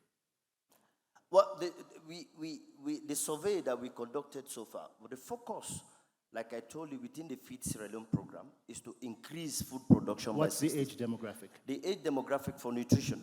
Yes. The under 5. We have under 5. We tackled the under 5, and then also young girls between 5 and 11 years old. Okay, thank you very much. The interesting point I wanted to make is just like when the president of the ADB was talking. I know I opened a Pandora box here, but I just wanted to get the point is that there's a very strong relationship, the data in Sierra Leone have shown, between nutrition and infant and maternal health. Absolutely. It's very important. It's not only the cognitive part, because the data we receive shows that the leading factor of infant health before 5 is malnutrition. Absolutely, absolutely. And President Sade, what's the age demographic that you're targeting in Ethiopia? The focus is on children under 2. Children under 2, yes. Okay. Yes, because that 1,000 days are critical. Absolutely, absolutely. Once again, congratulations and thank you very much for joining us on this panel today. Please give our Excellencies a warm round of applause as they leave. Thank you, Excellency. Thank you, Vice President. Thank you very much, Your Excellencies, for all that you continue to do as we face the challenges of malnutrition across our continent. With your vision, your passion, your energy, your foresight, and your political will, I make bold to say that nothing, absolutely nothing, is impossible. Your political will and continued support is most appreciated. And there's a reason why I was asking what the age demographic is. And our Excellencies are on the right track because the first 2 years are the most critical. But even above those years, there's also a challenge with children in primary schools, secondary schools, and believe it or not, up to the university level. So I think our holistic approach also needs to look at a wider demographic as we move forward. Dr. Adesina may not like me to say this, but I'm going to share a very quick example, 30 seconds here. He and I used to attend the same university in Nigeria. We were very close friends, and we came from very, very poor families.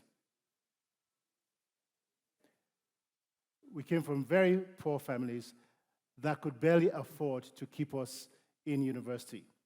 I remember once we could only afford to drink Gary, I'm sure you all know what Gary is, for 3 days. And we were excited because it filled our stomachs.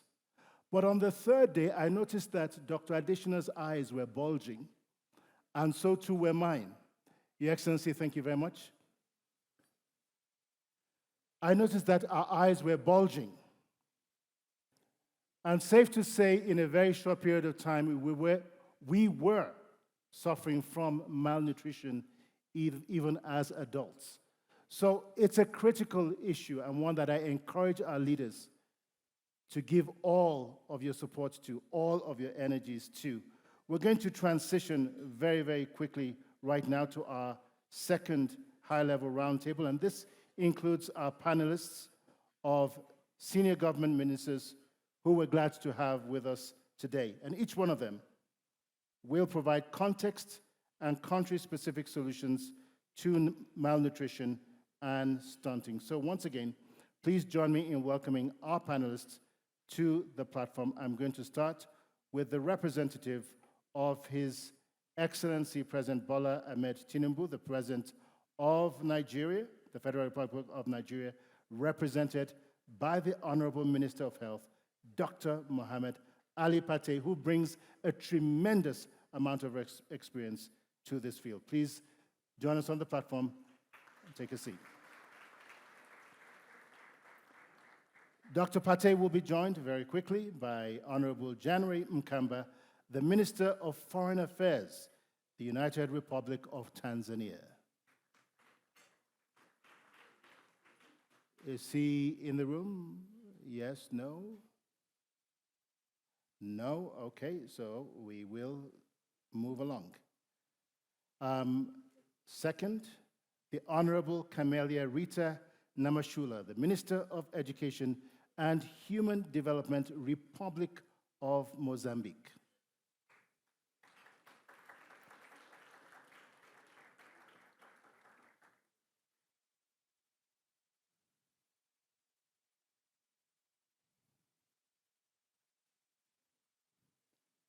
And as she takes her seat, we welcome our next panelist, Honorable Madalisto Wema, the Minister of Education, the Republic of Malawi.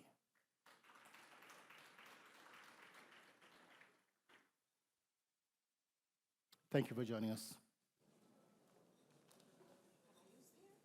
Absolutely.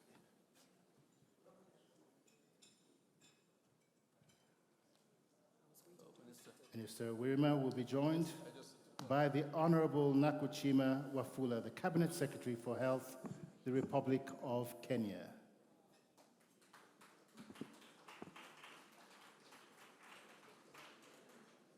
Is he with us? No? Okay. Just a little bit of housekeeping here. And finally, by the Honorable Mrs. Rosata Rava Vita Fika, the Minister of Foreign Affairs, Republic of Madagascar.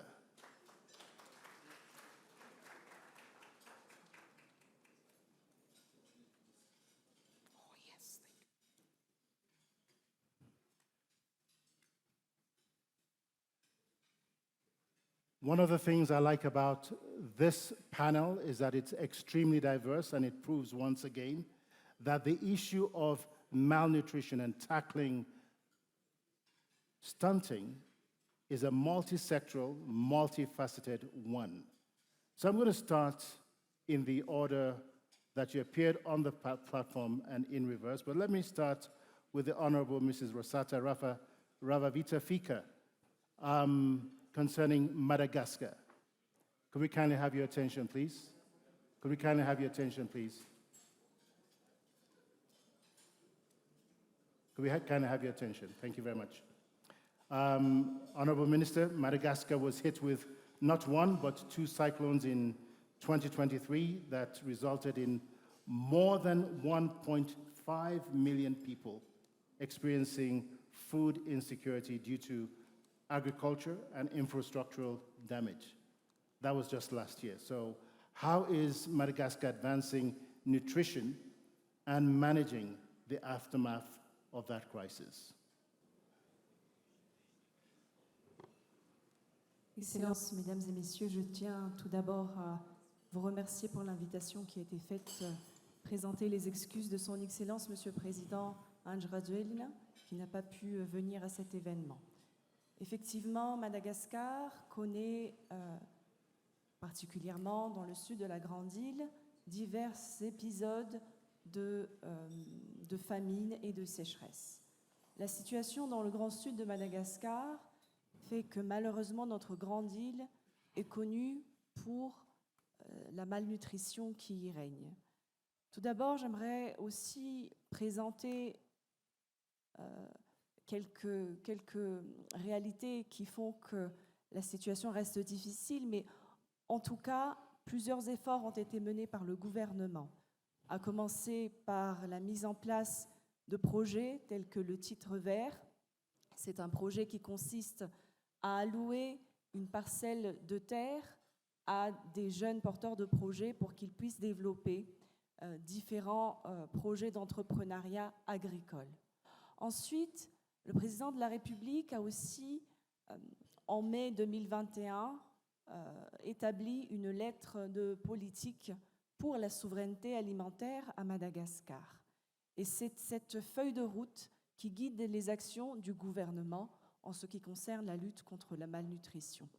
Nous avons aussi franchi un cap très significatif, d'abord parce qu'il y a eu la mise en place de l'usine Nutri-Sud qui contribue en quelque sorte à relever la situation.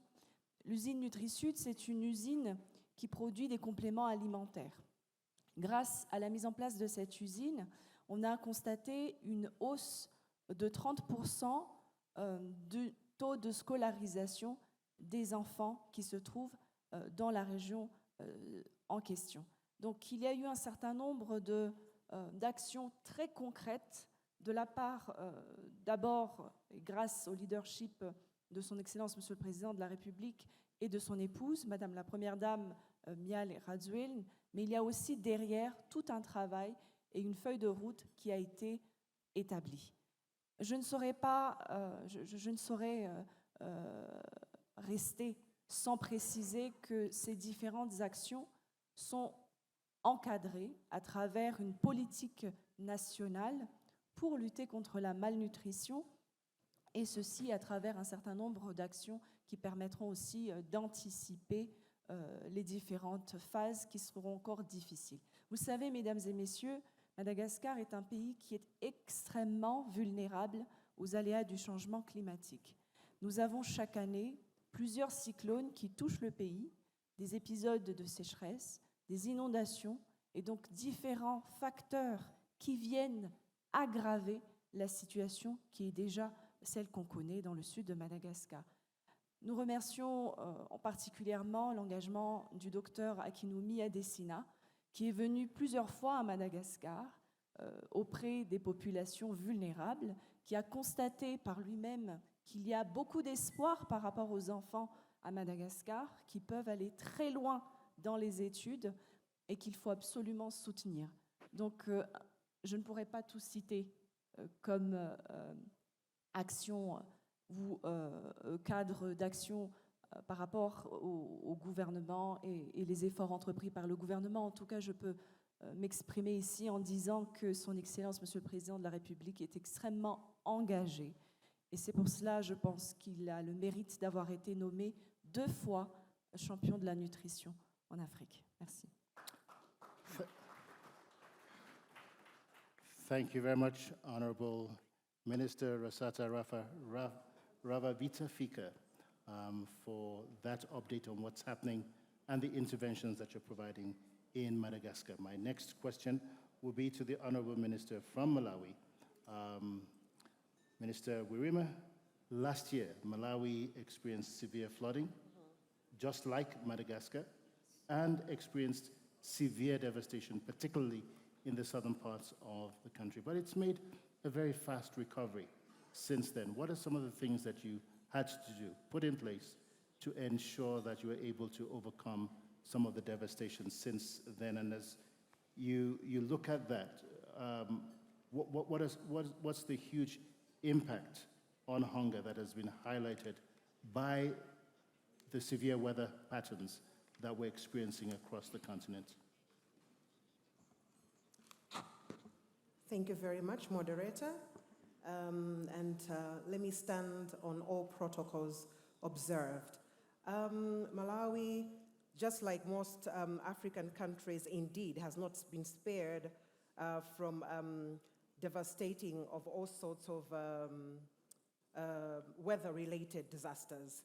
Of late, we had Cyclone Freddy, which did erode most of our gains, especially in education. I'm now speaking as Minister of Education, also just linking this issue of nutrition to education, which is the theme of the African Union this year.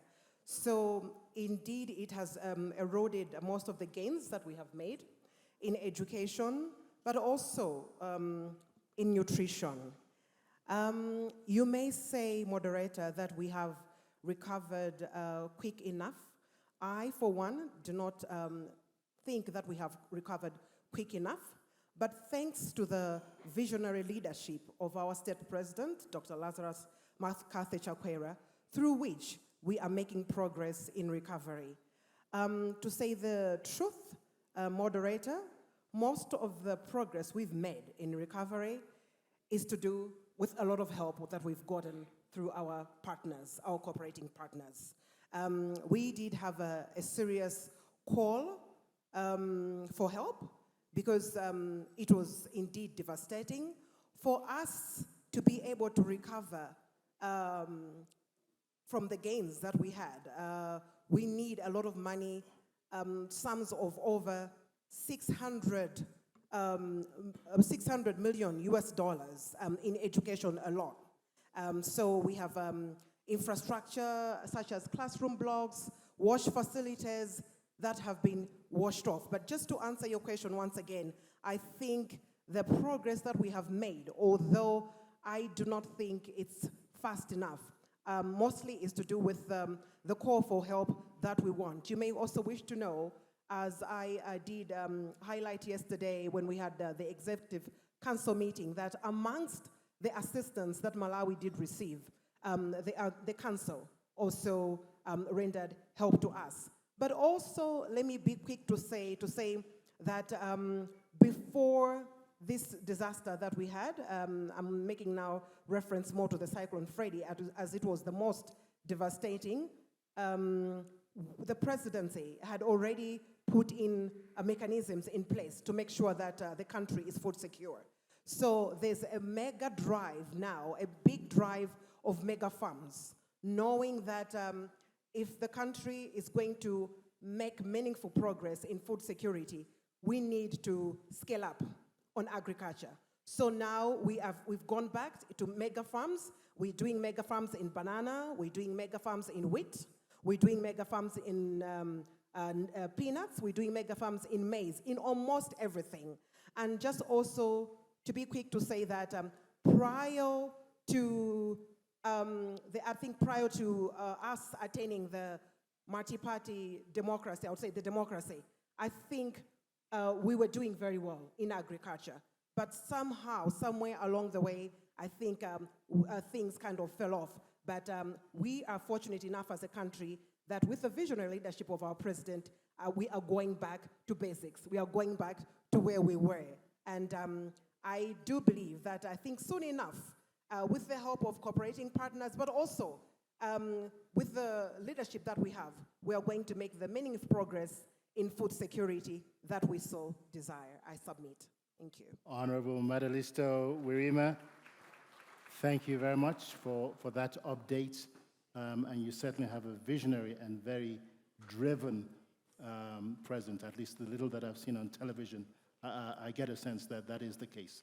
So I wish you all the very best with what you continue to do. I'm going to come to Madagascar, and just like Malawi, as I said, there have been significant challenges again that are weather-related.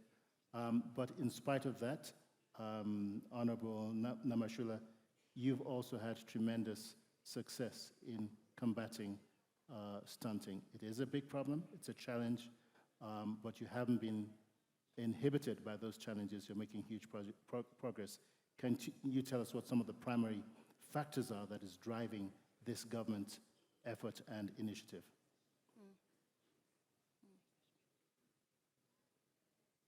Muito obrigada.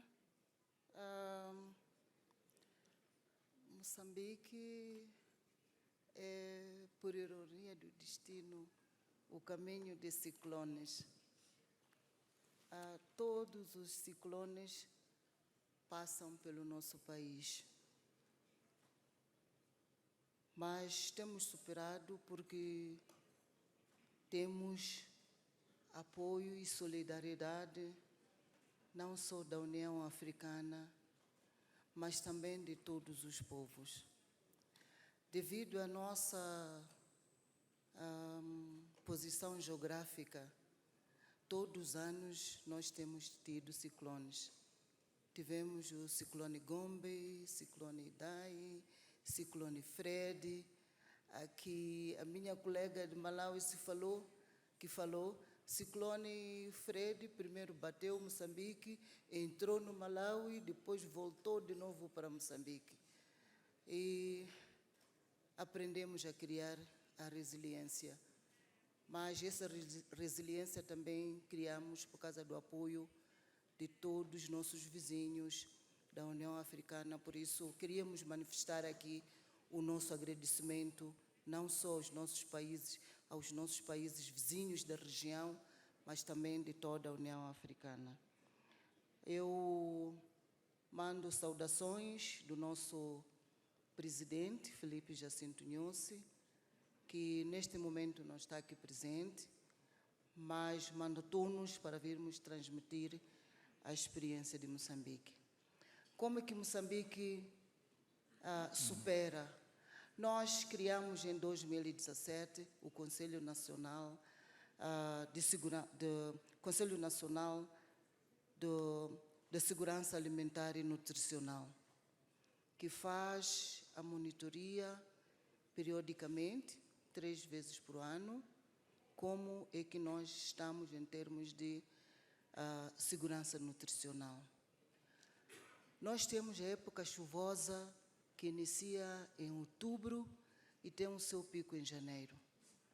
Então, nesse período de dezembro a janeiro até março, há uma equipe que faz a monitoria sobre se temos garantias de alimentos ou não. Depois tem a segunda fase, que é aquela fase onde verificamos se as áreas que foram afetadas pelas cheias conseguiram superar a crise hídrica e que já conseguem produzir os alimentos. E temos também a terceira fase, que é aquela em que monitoramos se efetivamente, na época produtiva, as populações conseguiram produzir ou não. E o Conselho Nacional de Segurança Alimentar e Nutricional faz essas avaliações, publicita, mostra os aspectos críticos, os locais críticos, e aí o governo dá mais atenção àquelas províncias, àqueles locais com mais dificuldades em termos alimentares. O outro aspecto não menos importante é que o Conselho Nacional da Segurança Alimentar e Nutricional tem o seu desdobramento a nível das províncias, a nível dos distritos e também até ao nível das comunidades, para monitorar como é que as nossas comunidades conseguem superar, produzir e garantir os alimentos. E esse engajamento é comum desde o nível central, liderado pelo nosso presidente, e também até o nível local, onde nós temos os administradores distritais. Também temos programas, esses programas também liderados pela nossa mãe, a nossa primeira-dama, que também tem incidência em mulheres, porque no nosso país nós temos uma taxa de mulheres maior que de homens. Então, o empoderamento maior para a produção de alimentos, de garantir que as mulheres estejam saudáveis, também é um desafio. Então, há estes programas de empoderamento das nossas mulheres, para que as mulheres efetivamente possam liderar o processo de garantia da segurança alimentar.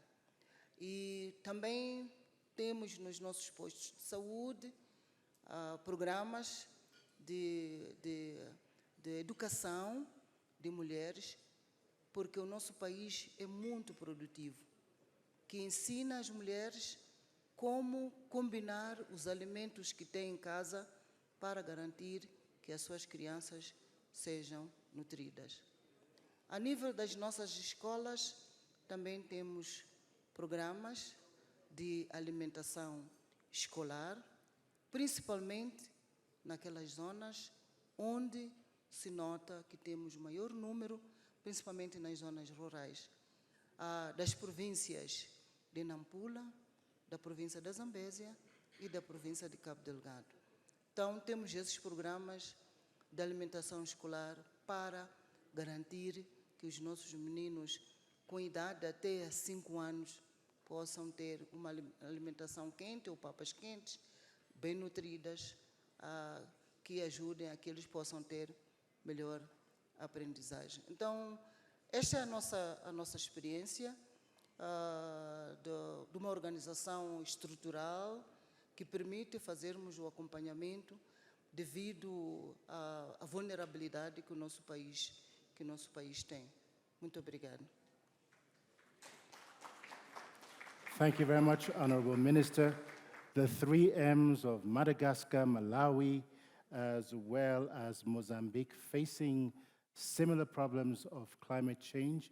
You are in the eye of the storm, and it's encouraging to hear the progress that you're making in combating and mediating the devastating impacts that we have from these climate-induced devastation. I'm actually quite grateful. This is the very first time, and I must admit, it's the very first time that I've moderated a panel that has more women than men. And I think that's a very positive development. Yeah.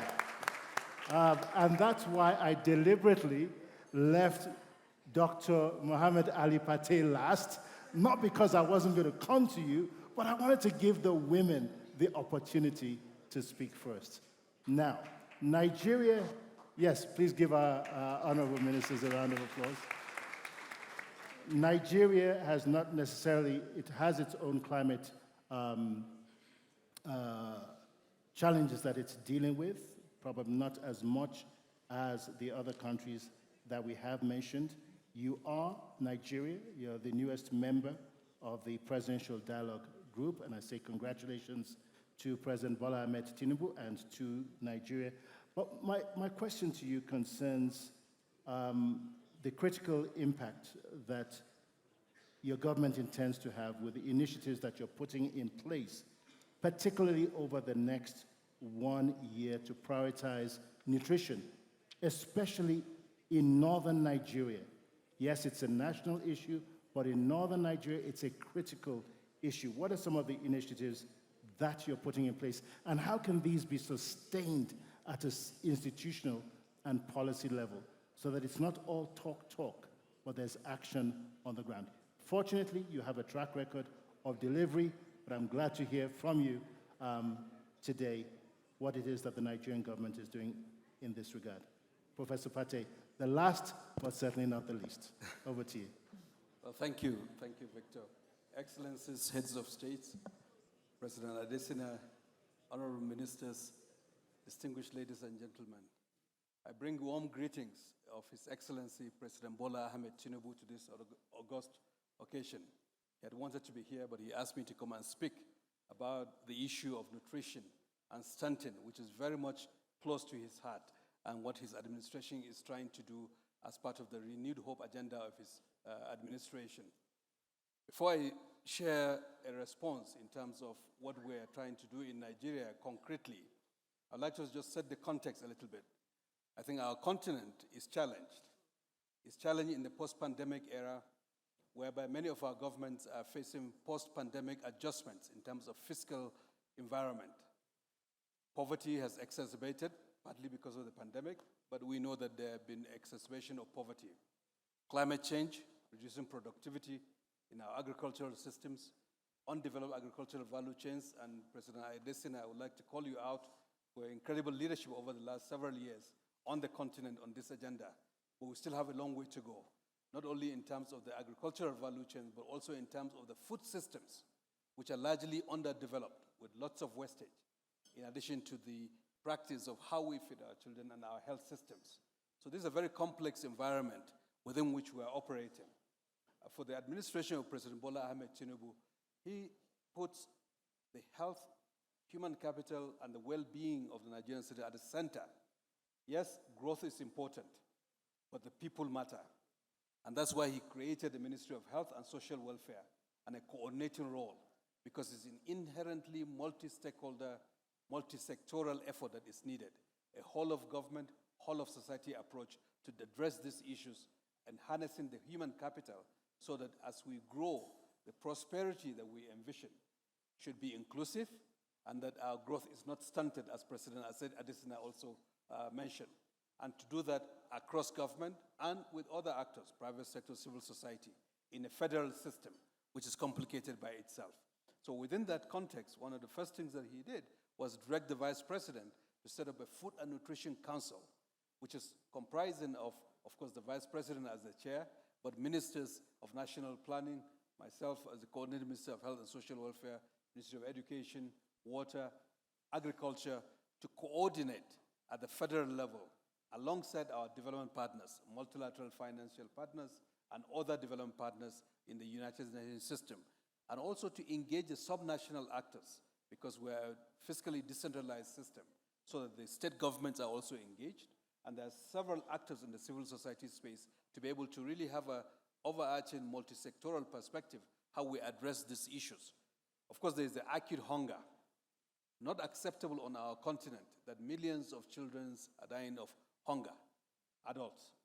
And then the stunting, not acceptable that just about 40% of our children on the continent are stunted. So the Africa Vision 2063, I think, will be challenged unless we address this stunting that is very widespread on our continent. But in the context of Nigeria, with our large population, we have to bend the curve. And this council is, in a way, an effort for federal government to lead and to draw those investments from our government. We mandated all ministries to have a nutrition departments, not only health ministries, but also the state governments to also have similar focus, because part of the issue is nutrition doesn't really have a natural home. Is it in agriculture? Is it in education? Is it in health? Is it in water?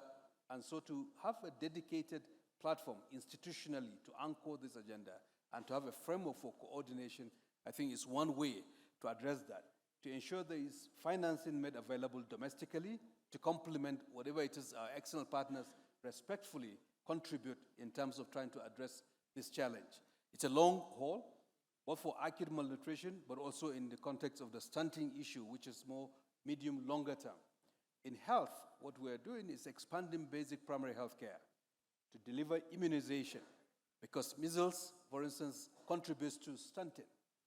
Frequent ailments of children, diarrheal diseases that can be addressed through the primary healthcare system. Saving the lives of mothers, as was said. Breastfeeding when children are born. This is in the remedy of health. Maternal anemia. Things that can be done. If you improve maternal anemia, you reduce child mortality. So maternal anemia is a health intervention that addresses the nutritional well-being of the child in gestation, but also in the early childhood. Those are in the realm of health. Now, education is equally important, and water and sanitation important. Agricultural Ministry was renamed, and I think President Adesina started it many years ago when he was minister, but President Hu brought that back as Minister of Agriculture and Food Security. And that includes thinking about the local cuisines that we have, the dietary diversity, to address the acute issues, but also the medium, longer term. In the short term, the President has been very deliberate, releasing grains from our reserves to ensure that we mitigate the difficult circumstances of many of our populations in the rural areas, in the urban areas. This is not limited to Nigeria. This is an African issue. Now, on this issue, if we look back again to the COVID area, where we saw trillions of dollars being used as stimulus in the context of a global crisis. Now we have hunger and stunting in many countries in Africa. The resources in terms of the global community, I think, are there. On climate change and its impact on food systems, we know that, in fact, it has played a major role. So there are resources, and much of this climate change that we're experiencing did not come from Africa.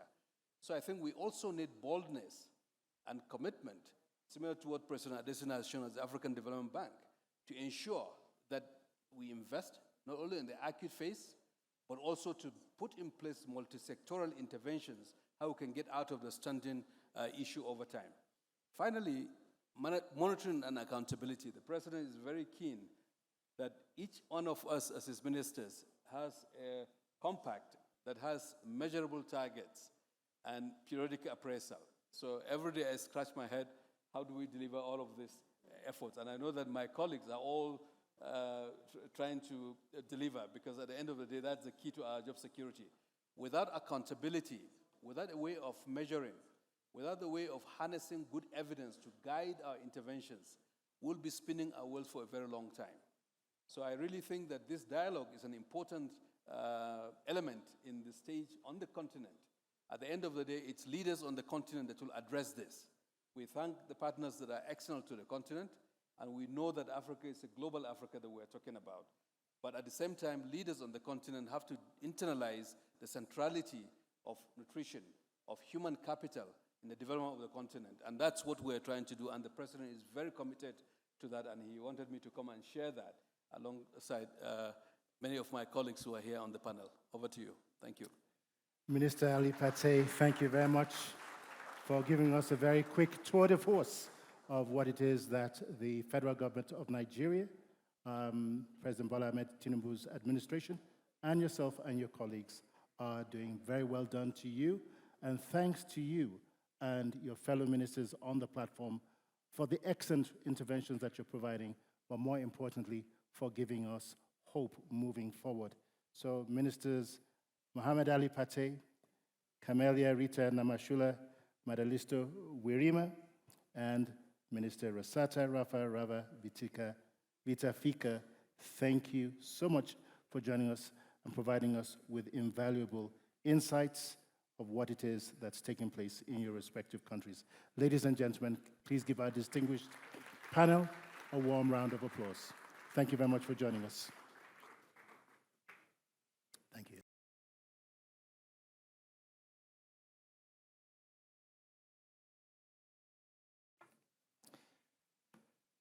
Before we proceed, I'd like to provide brief recognition here.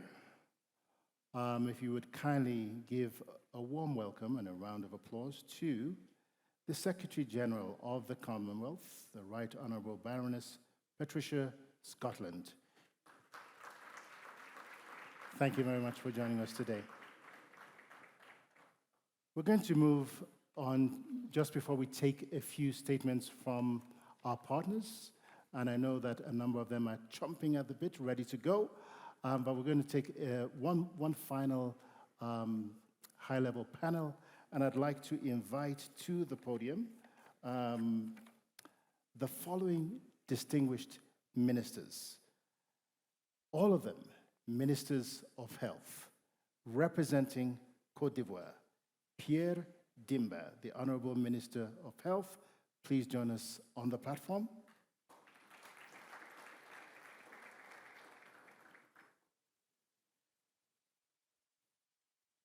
And second, the Honorable Ivan Butera, the Honorable Minister of Health for Rwanda.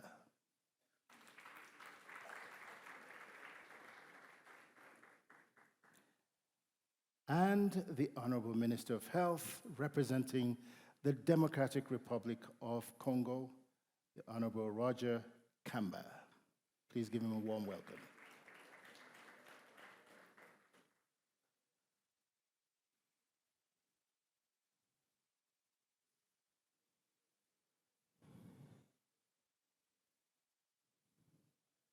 Thank you very much.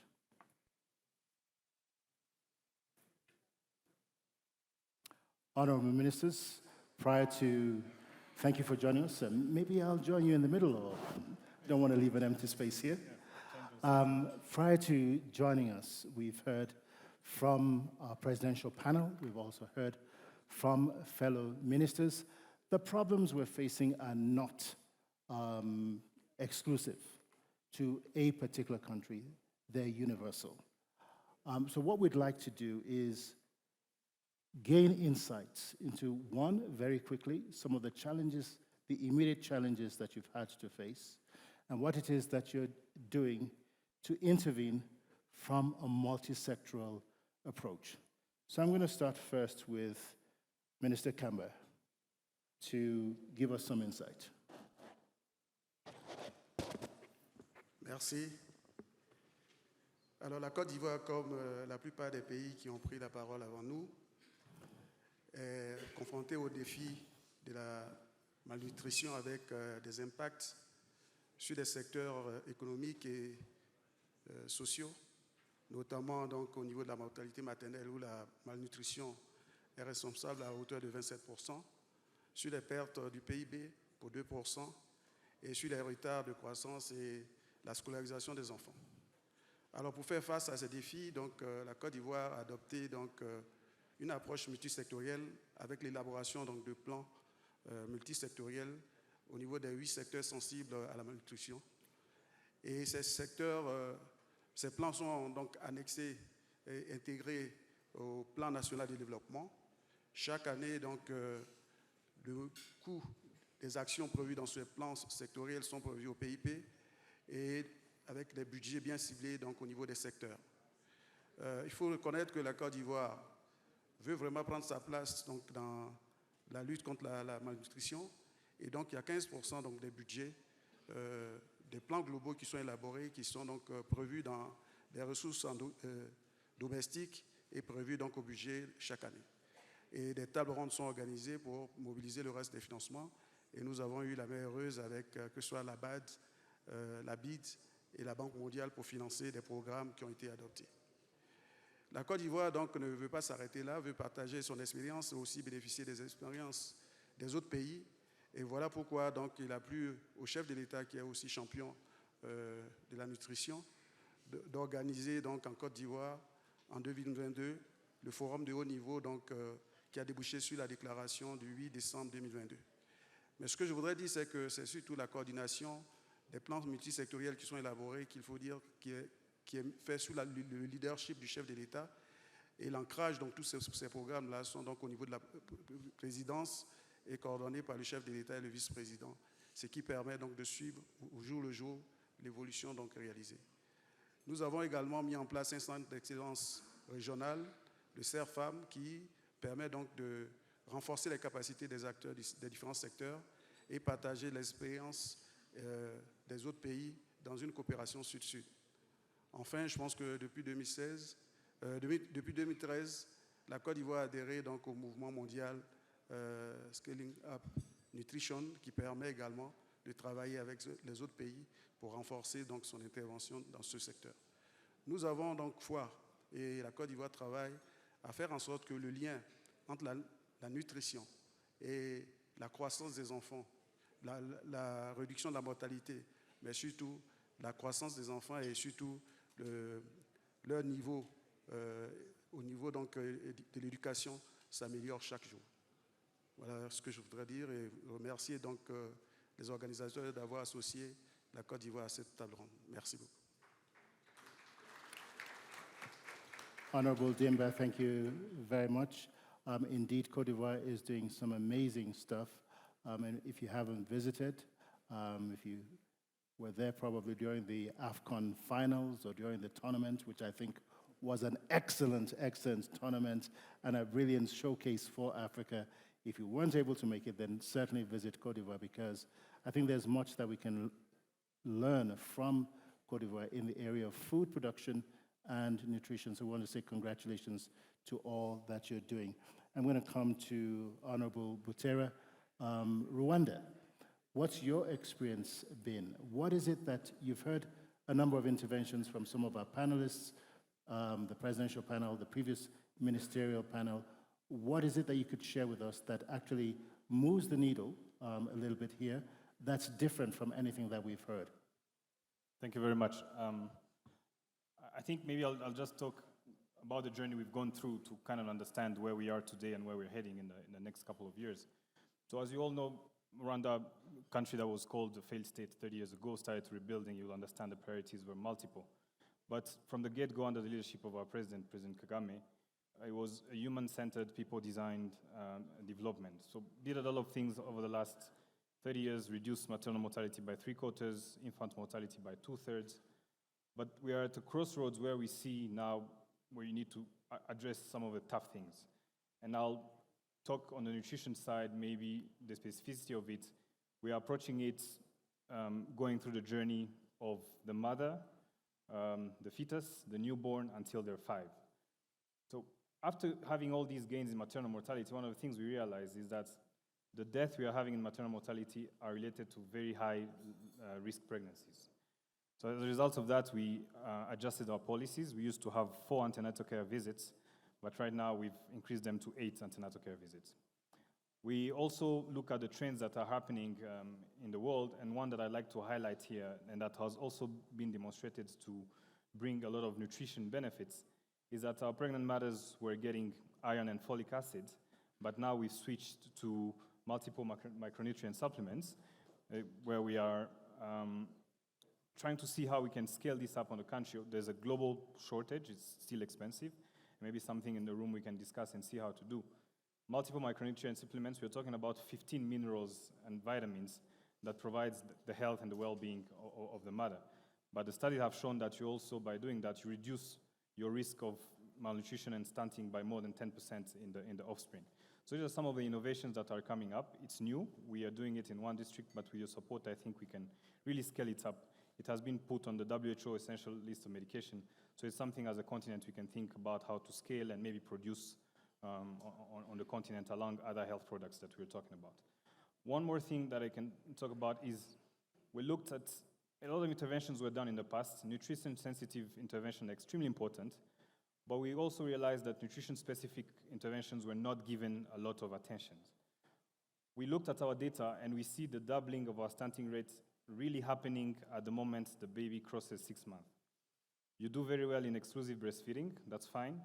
But after that, the 7th month, you see it rising 7 to 8, 9 months, it doubles. That's the case in Rwanda. It's an issue of intake. It's an issue of not controlling what's not supposed to leave. If you don't stop it, it gets a problem. So we realized in Rwanda, what can you do? What do we have? What's financially viable? What can we support our families with? It was animal source proteins. So we have this policy of 1 egg per child per day. To cover for the protein deficiencies. A lot of emphasis is on wash, a lot of emphasis on deworming and vitamin supplements. So by that, you're tackling entry points, but also making sure that the kid doesn't lose some of the nutrients that are happening. So these are some of the innovations that are coming on board, and we are starting to see some decline. There's one district in my country that has registered a 10% decline in stunting in 1 year. So we are on to this 2-year accelerated plan with the Ministry of Education, Agriculture, Family, and coordinated at the level of government to kind of see how, you rightly said, how we can push the needle and get rid of stunting, reduce our infant mortality, maternal mortality. We look at it at that system level. Thank you. Thank you very much, Honorable Ivan Butera. One of the things I like about what you've put forward here, it is the fact that small is big. We've talked about micronutrients. We've talked about providing an egg a day, an animal nutrition or protein, rather, for children. On the face of it, it may look like a small thing, but the end game is this. It makes a huge difference. Don't tell that to a child who's able to access that or to a mother who's able to access these benefits. Congratulations to Rwanda, and thanks for inspiring us. And I'm going to come last but not least, to the Honorable Minister of Health in the Democratic Republic of Congo, Honorable Roger Kamba. Tell us what your government is doing. But again, I want us to move away from what we've heard. Yes, the issues are similar, but what's one of the major takeaways that we can listen to here that DRC is doing differently and with huge impact? Merci beaucoup, Monsieur le modérateur.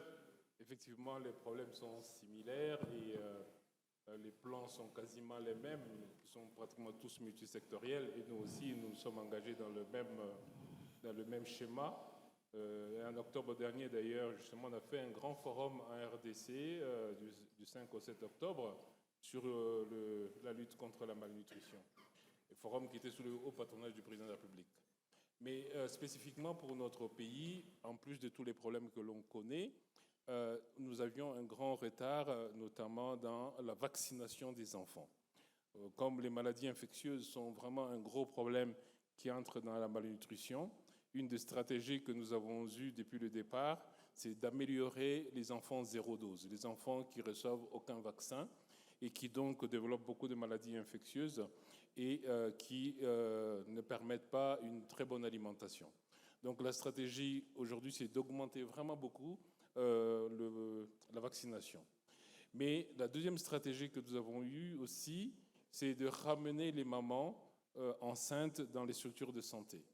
Et nous avons commencé depuis 5 septembre de l'année dernière le programme de la gratuité de la maternité.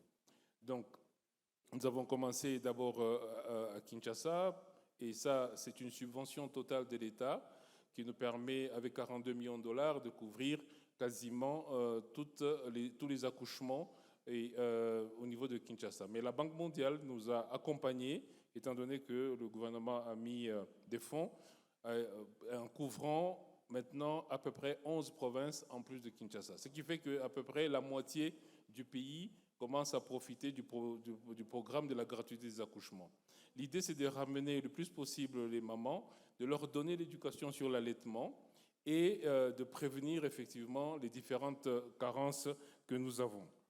Et bien entendu, à côté de cela, nous sommes en train de développer effectivement, comme tout le monde, un programme multisectoriel, d'ailleurs appuyé aussi par la Banque mondiale, qui adresse un peu les différents domaines de la malnutrition, notamment l'agriculture. Il est vrai que le problème de l'eau est un problème crucial. L'insalubrité et l'eau, c'est un problème crucial dans notre pays, pour lequel effectivement nous essayons de mettre tous les ministres autour de la table pour que l'approche soit vraiment multisectorielle. Nous avons eu malheureusement, comme tout le monde, des inondations. Vous savez, la RDC est parcourue par un très long fleuve, ce qui fait que les inondations chez nous ont touché à peu près 16 provinces sur 26. Et donc, le long de tout ce fleuve, il y a énormément de personnes qui sont dans des difficultés au niveau de l'alimentation notamment, mais aussi l'accès à l'eau potable. Donc notre approche, c'est bien entendu sortir du secteur de la santé tout seul, parce que pour l'instant chez nous, c'était porté essentiellement par le secteur de la santé, mais quand même en ramenant d'abord les plus petits, les plus fragiles dans le système pour que nous puissions les atteindre plus facilement. Voilà ce que je peux dire rapidement sur notre approche actuellement. Thank you very much, Honorable Minister Roger Kamba. In just 27 short years from now, we will move from being a continent of 1.2 billion to 2.4 billion people, which means that all of the interventions that we've heard in all of our panels so far need to be scaled up and need to be accelerated much more than ever before. So we want to thank you in your respective positions as Ministers of Health, working in conjunction with your colleagues in a multi-sectoral way to help combat this critical issue of malnutrition. Not only are you combating it, but you're also providing very valuable solutions, which I believe generations to come will thank you for.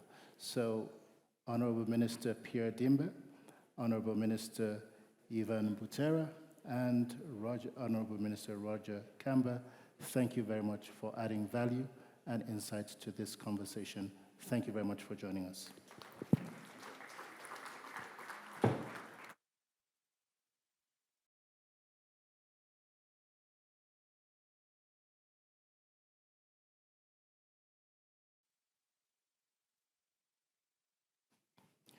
Now we will shortly be bringing this session to a close, but we will not do that without hearing from some of our special development partners who have supported us along the way.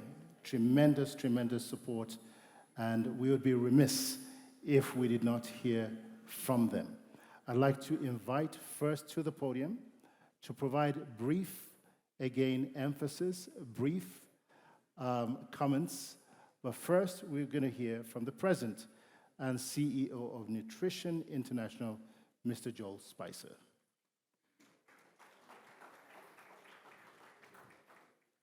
Who, as you will learn in a few moments, is extremely passionate about the issues we've been talking about. Joel, welcome.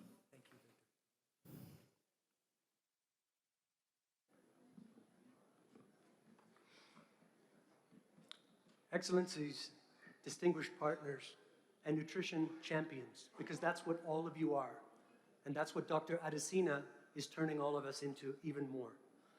My name is Joel Spicer. I'm the President and Chief Executive Officer of Nutrition International, a global nutrition organization focused on 27 countries in Africa and working also in Asia. It's an honor to be here as a partner both to the AU and the African Development Bank, to Big Win and the ALN, to talk to you about the connections between nutrition and education. As we know, very recently, the AU declared a year of nutrition. And the fact that 2024 is now the year of education is an extraordinary opportunity, because these two themes are deeply connected and mutually reinforcing. You know that expression, a picture is worth 1,000 words? Well, after 10 years of leading a global nutrition organization, this is one of my favorite pictures, because it conveys really well the undeniable connection between nutrition and education. What you're looking at is a brain scan of 2 3-month-old children in Bangladesh. The one on the left is stunted. The one on the right is well-nourished. And you can see the difference in the development of the neuronal infrastructure, the pathways of thought in the brain that Dr. Adesina was talking about when he was telling us about building gray matter infrastructure. This is what it looks like. You know, when a child is born, on average, their brain weighs about 400 grams, roughly as much as this water bottle. By the time they're 2 years old, that has more than doubled to 1 kilogram. And the average weight of an adult brain is about 3 of these, about 1.4 kilograms. So you can see the brain develops at an incredible rate in the first 1,000 days. Now, within this period, the child's auditory and visual sensory systems, their learning abilities, their memory functions, and information processing systems are all formed. But if the child's mother was malnourished while pregnant, if the newborn was born small or early, if the child was not breastfed or didn't have access to basic health and nutrition services, then their brain and immune system will not develop correctly, and they can become stunted both in body and mind for life. So when you think about that, nutrition investments are foundational if you want to improve education outcomes for all.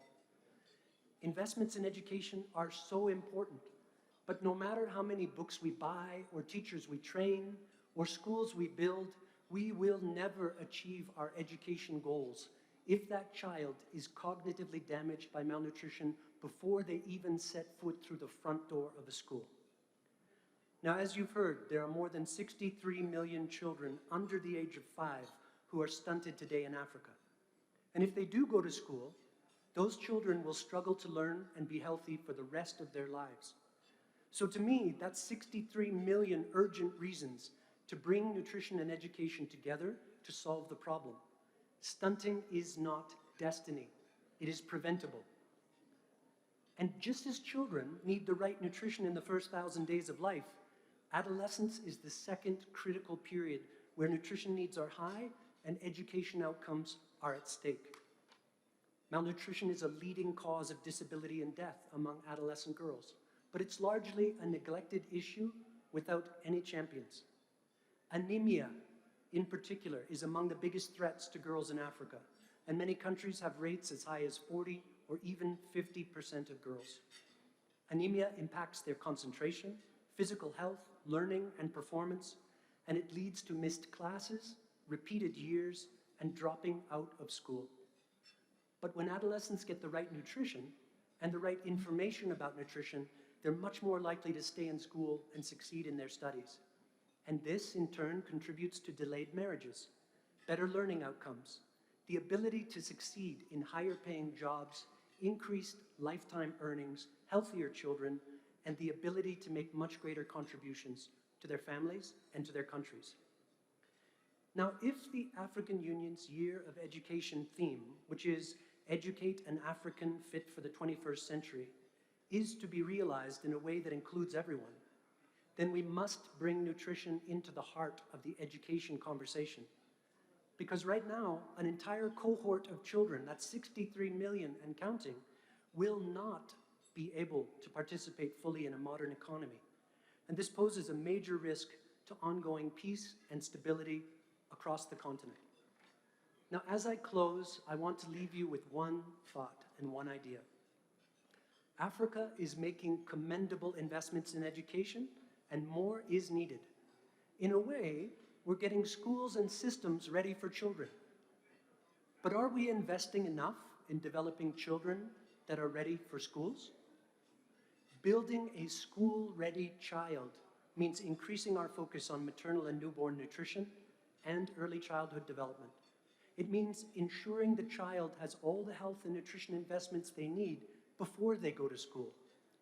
And it means removing the barrier of anemia from adolescent girls so they can stay in school and perform at their best. If we can think, plan, and invest in a way that connects nutrition and education more intentionally, we can supercharge progress towards Agenda 2063 by making sure all young people are able to be a part of, contribute to, and fully benefit from a stronger, more prosperous Africa. Thank you very much.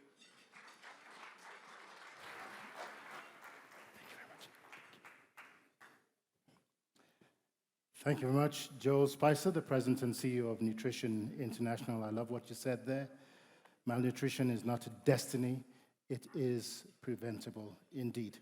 Our next development partner who will be providing a short statement is Sheikh Umar Saidi, the Director of Africa Region, the Bill and Melinda Gates Foundation. Please give him a warm welcome.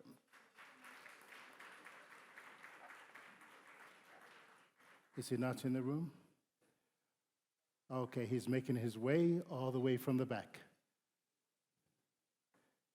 Please give him a warm welcome as he makes his way to the platform.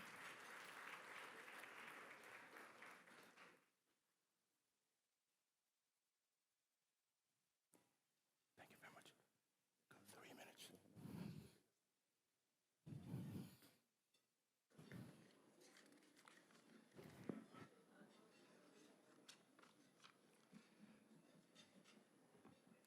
Excellencies, distinguished guests, ladies and gentlemen, with all due protocol observed, good evening.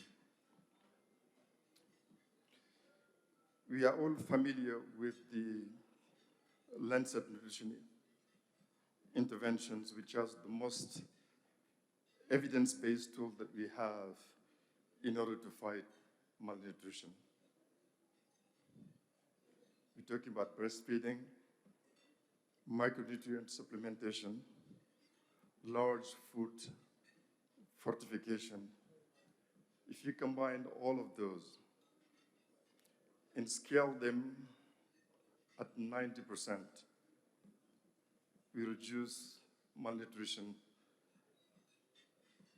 I would say stunting specifically, by only 20%. And we all know that 20% is not enough. So we have to make nutrition everyone's business and everyone's responsibility. It is in that spirit that the Bill and Melinda Gates Foundation has been a funding partner to the Africa Leaders for Nutrition. And we've been doing that for the past 7 years. I was reminded that I needed to be brief, so I would just make 2 additional points. First, I'd like to emphasize the critical importance of mainstreaming gender in nutritional policy and also in financing. 50% of the burden of stunting begins, unfortunately, before a child is born. Sadly, That means that mothers are being failed and their children are being sentenced to less fulfilling lives. Second, and this is our advocacy, it is our understanding that the African Union and the African leaders in nutrition are working towards a new continental policy framework and financing target for nutrition. This is a huge development, and we believe that it does have the promise to be a powerful mobilizing tool that will finally help us work toward addressing the 1,000-day window of opportunities that is so critical to ending malnutrition. And we sincerely hope that it will be looked into and adopted. With that, I'd like to thank you for your attention. Thank you. Thank you very much, Sheikh Umar Saidi, for representing well the Bill and Melinda Gates Foundation here on the continent. Our next statement will be coming from another development partner, Rania Dagash Kamara, the Assistant Executive Regional Director of the World Food Programme.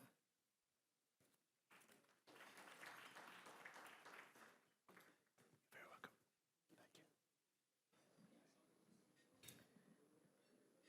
Thank you. Good evening. Good evening. Great, you are alive. Excellencies, Madame President in absentia, Excellency Prime Minister, and Madame Commissioner. And I have to close by our optimist-in-chief, Dr. Adesina. It is my honor to address this distinguished gathering on behalf of the Executive Director of the World Food Programme. And I should start by expressing my appreciation for the Prime Minister and every one of the ministers that came up today, because you made my point for me. This is about leadership. And in many ways, you've settled that today. Thank you. We truly do appreciate your unwavering support to combat stunting and malnutrition. There are a few quick areas I wanted to flag. Today we are in a time of shifting sands, that is literally and figuratively.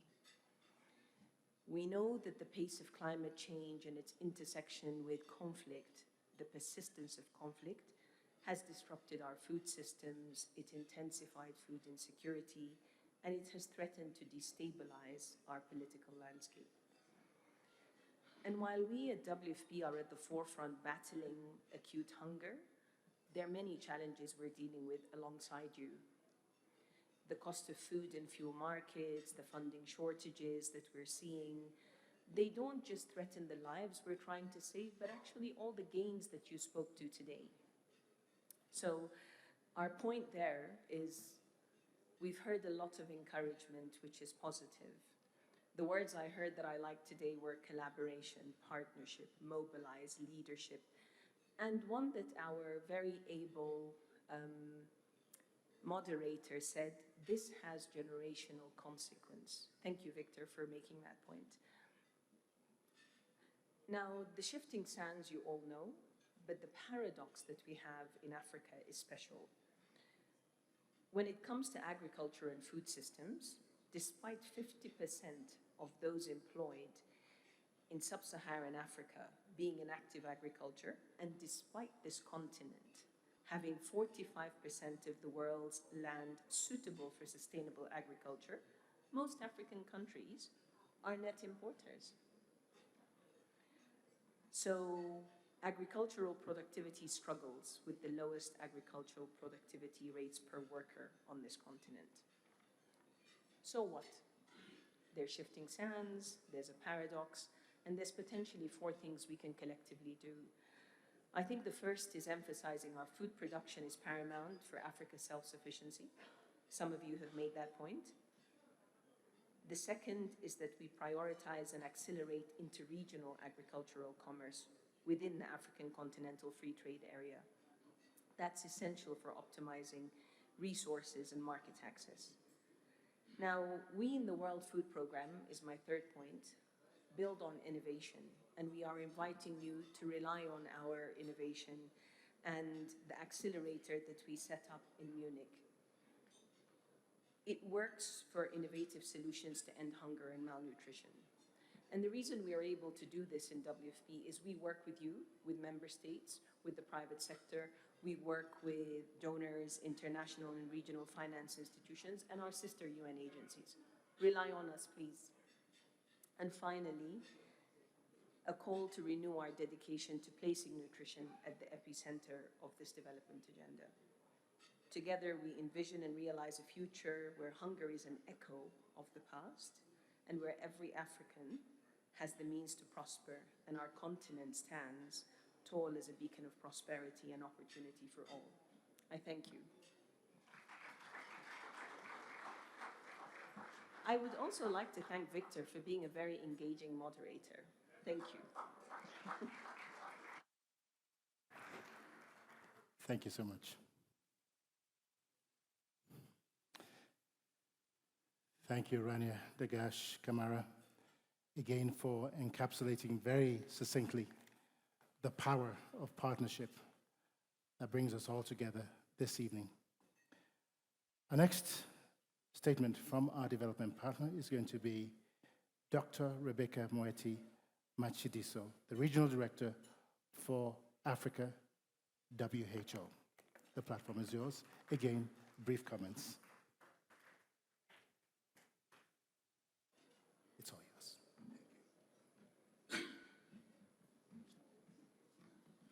Thank you. My name is Rufaro Chatura. I speak here on behalf of Dr. Matshidiso Moeti, the Regional Director for Africa, who very unexpectedly cannot be with us right now. She sends her apologies. Your Excellencies, own ministers, distinguished guests, partners, colleagues, and friends. By June this year, a staggering 49 million people will be hungry in West and Central Africa alone. Malnutrition in this sub-region has remained very high in recent years. The situation troubles us, particularly in the Sahel and Horn of Africa, where WHO has declared the highest emergency level. The situation is compounded by persistent insecurity, displaced populations, low coverage of essential health services, and increasing food insecurity. Beyond this sub-region, other countries, especially those with the worst income inequities, face undernutrition that coexists with overweight and obesity. Across our continent, infants, small children, and pregnant and breastfeeding women are hit the hardest. We have made considerable efforts on nutrition as governments and partners, but all that is seriously at risk due to poverty, conflict, economic shocks, climate change, limited access to basic services, and poor care and hygiene practices. As WHO, we are on the ground with our partners, providing basic health services, treating severe malnourishment, and helping countries prevent and respond to disease outbreaks. In September 2024, the WHO African region will undertake a joint review with the African Union Commission and other partners of our member states' situation on the 2025 World Health Assembly nutrition targets. In contribution to the African Union's Year of Education, we will co-organize a regional consultation to inform strengthening school health and nutrition programs. Excellencies, dear friends, I'm pleased that this gathering is calling for multi-sectoral investments. In these challenging times, we have a collective responsibility to build resilience and mitigate the impact of current and future crises, strengthening nutritional surveillance, and advocate for additional financing to address malnutrition. The agricultural sector and food producers need to adopt good practices, and action must be taken to ensure that food prices are affordable. As governments, development partners, the private sector, producers, transporters, food sellers, and families, we must all play our roles. As WHO, we are ready to work with all stakeholders here to accelerate the progress on nutrition and food systems in Africa. Thank you for your attention. Mr. Rufaru Shantura, thank you very much for representing the Assistant Executive Regional Director, or rather, the Regional Director for Africa, WHO. Thank you very much, and I do apologize, but time is against us, and we do require that our last statement also be brief and straight to the point, given the limitations of time. With that being said, I'd like to invite Dr. Felicite Shibindat, the UNICEF Regional Director for West and Central Africa, to provide our final, very brief statement at this high-level summit. Thank you very much. No, I'm not against women, actually pro-women. You're very welcome. Well, thank you very much. No pressure. His Excellencies, honorable guests, ladies and gentlemen, all protocol observed. Thank you for giving me the opportunity to speak about transformative partnership and multi-sectoral investment to address malnutrition. Malnutrition is associated with nearly 45% of death of children under 5 globally, and is linked with poor cognitive development, diminished school performance, lower productivity, and higher risk of chronic disease in adulthood. This translates into significant economic losses. Addressing malnutrition requires a concerted effort from government, civil society, and the private sector. While stunted has declined in Africa, today 1 in 3 children are affected. Stunting is the most unfair burden to African communities. It perpetuates poverty and inequality, limits life opportunities, and has a long-lasting effect on individuals and societies. Children's nutrition depends on what communities can find and afford on local markets. Unfortunately, the food supply is not enough nor affordable. Africa is the only continent where all food groups, apart from staple foods, are insufficiently available to meet the daily dietary requirements. Also, Africa has 65% of the world's remaining uncultivated arable land. To sustainably reduce stunting, we must work on all components of the food system, starting with the normative framework, stimulating the demand, investing in the production, transformation, and retail of local affordable, nutritious, and diversified food for children. With 6 years left to reach the SDG, we must recommit to delivering diets, services, and practices that guarantee the right to nutrition for every child and adolescent by, first, mobilize the food, health, and social protection system to deliver nutritious and affordable foods, essential nutrition services and practices. Second, shape and strengthen food system, including through innovative financing to support local production and the local economy. We are losing precious foreign exchange by continuing to pay for food to be imported. So we must quickly eliminate the negative balance and start to sow, grow, process, consume locally produced food. This is how we will create a healthier future for Africa.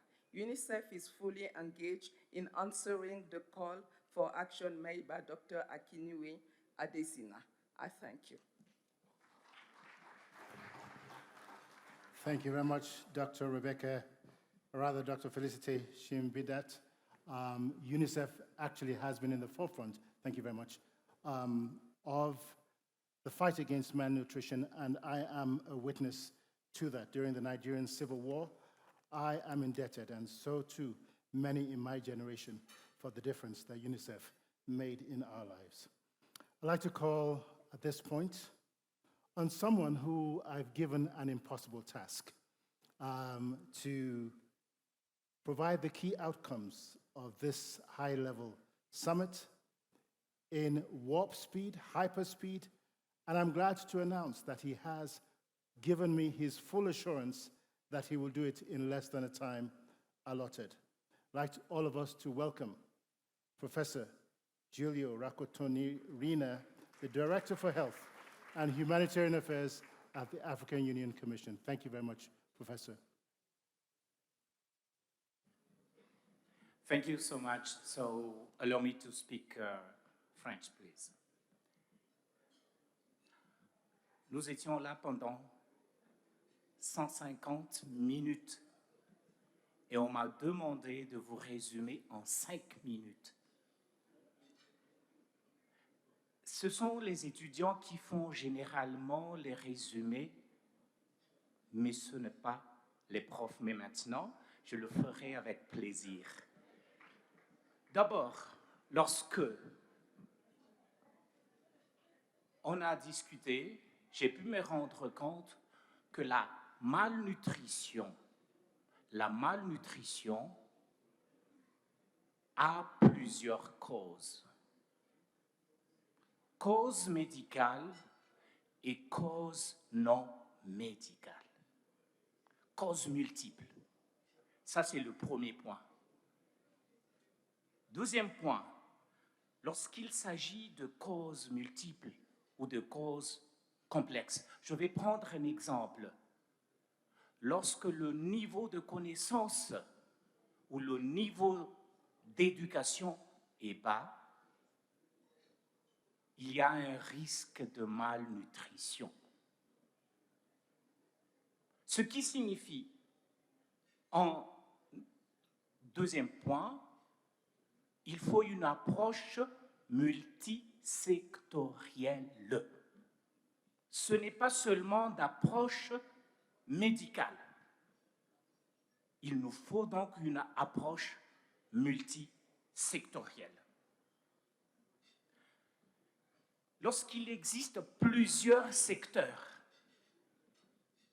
ça c'est le prochain point, il faut qu'il y ait une meilleure collaboration entre les secteurs.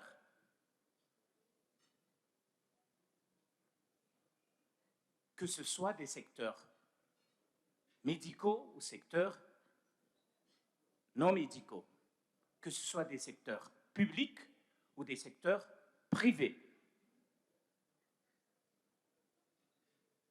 Je n'ai pas inventé, mais sur la base de l'écoute que j'ai effectuée, par rapport aux une vingtaine d'interventions de d'aujourd'hui. Alors, lorsqu'on a besoin d'approches multisectorielles, ce qui signifie qu'il faut de l'investissement multisectoriel bien renforcé pour pouvoir lutter contre la malnutrition. Alors,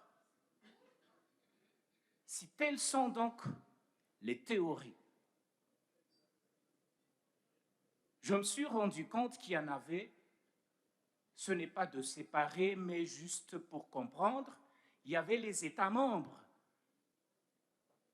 qui se sont engagés, qui ont partagé leurs expériences dans la lutte contre la malnutrition. Nous avons entendu également les partenaires. Alors, maintenant, nous devrons concrétiser davantage cette approche multisectorielle pour pouvoir lutter efficacement contre la malnutrition. Merci infiniment.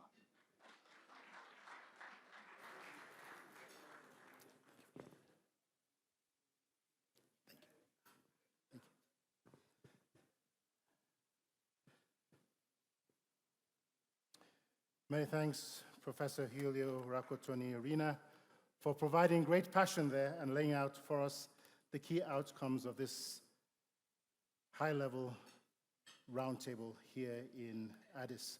Now, before we close out our evening and before we come to the closing comments, I would like to invite once again the President of the African Development Bank, Dr. Akinwumi Adesina, to provide brief remarks of appreciation. Please welcome Dr. Akinwumi Adesina.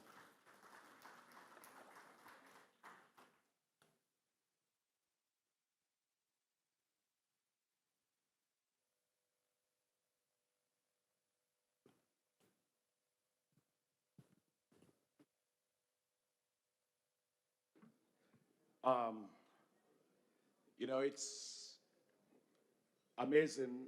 It's after 9, and you're still here. That is dedication. That is commitment. It means this issue is so important to you. Please give it up to yourselves. I give it up to you. Thank you very much. Thank you so much. I just want to say a few words of thanks and appreciation. Let me start. Isn't Victor Oladiokun just an incredible moderator? You can do better than that for him. I heard him saying something about me, and I walked out because I didn't want to know what he said. But I hope he said something good. Well, I'll find out later. Thank you, Victor, for an exceptional work. Thank you so much. I'd like to just summarize some of my take-home lessons from here, because the event is the actions that follow that matters, to build on where we are to where we need to go. It was clear to me that political will and leadership is critical, that multi-sectoral approach necessary and critical. We learned about the example in Syria alone, where the vice president talked about a dedicated budget line for stunting, which is amazing. We learned about the fact that we need to study what's working and then scale those things up, like the case of Sagota here in Ethiopia, where they reached 20 million kids and where they drastically reduced the level of stunting. So we got things working at scale that we can learn from. Multi-sectoral approaches, critical. Again, one of the things that I learned here was partners dashboard, how we work, and we can put things together into partners dashboard. Who is doing what? Where are they doing it? How can we connect with each other so that the multiplicative effect of our actions on this critical issue of malnutrition and stunting, we were a lot higher than each of our individual efforts. Lots to learn from that. It was clear listening to all of you, the ministers, the heads of state, the vice president, and the experts, that at the end of the day, it's execution that matters. It's implementation, the ability to implement at scale. My folks at the bank know I always say I have no interest in Mickey Mouse projects. If you have 86 million kids that you want to teach, you need big things that are transformational, that can do results at scale. And so let's raise our ambition and do things that are transformative at scale. Alarm that climate change, we should pay attention to it. Because, when Victor was moderating the panel with Mozambique, Malawi, and I think it was Madagascar, how they were devastated by hurricanes and cyclones, and those things actually pull us back. And so I think as we look at malnutrition and stunting generally, we need to also overlay on that some kind of a risk insurance program that will make sure that people don't fall back. And in the case of Malawi, Mozambique, and Madagascar, we have something, my vice president here, Dr. Beth, which is called Africa Disaster Risk Insurance Facility, which actually insured those countries and provided them with direct payouts to be able to make the impact of the negative shocks that they were going through. But we do need to take climate change very seriously. We learned that, in fact, again from from Sierra Leone, that when the vice president was talking about the census, the malnutrition census, the survey, was talking about data. And I think we need to do a better job of that data so we know the scale of what we are dealing with, where we are dealing with it, where do we start, and what are the results that we are actually expecting. So I think we should spend a lot more time in getting data. A lesson that I also think can help us is this issue of the Presidential Council on Nutrition, which we learned from Minister Pate of Nigeria. That can raise it to the level of heads of state to take all these multi-sectoral issues very, very seriously. We also had that from Madam President of Ethiopia. Maternal health care matters. We need to do a lot more on monitoring and accountability. We learned a lot about the importance of micronutrient supplements from the minister from Rwanda, and the importance of biofortification, but also of fortification itself. And the minister was talking to President Kagame, and one of the things we didn't hear throughout this discussion today was about school feeding programs. And that's very important. But I think we should combine school feeding programs with community-based food fortification programs. We can reach things at scale.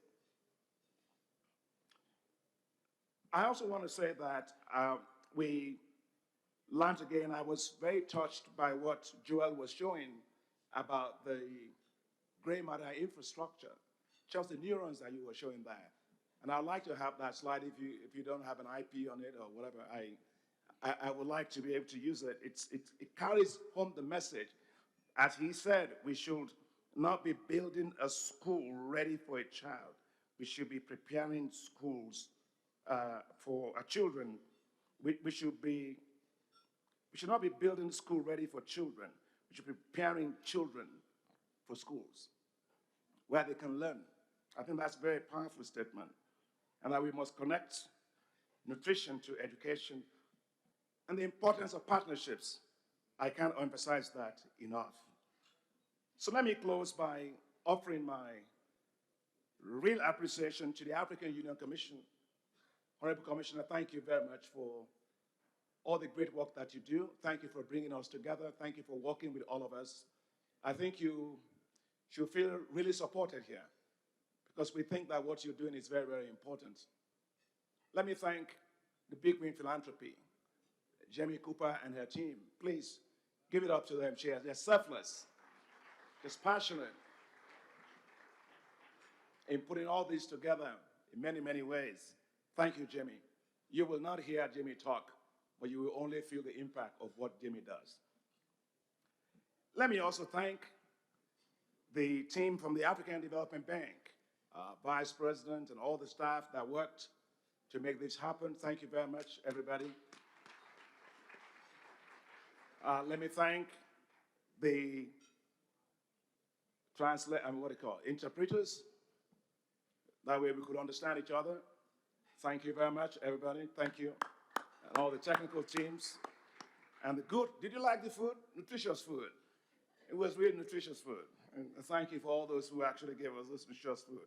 And finally, to the Majesty the King. I was talking to the Prime Minister, and I said, please kindly tell His Majesty the King that what he championed has become a revolution. And he's very, very dedicated to this, very passionate about it. So please, on our behalf, please thank His Majesty the King for his passion, his commitment, and his dedication and drive on this. I think I like how some people, when you were speaking, some people are doing, ooh. Are they still here? Yeah, do it for the king, yeah. All those, ooh.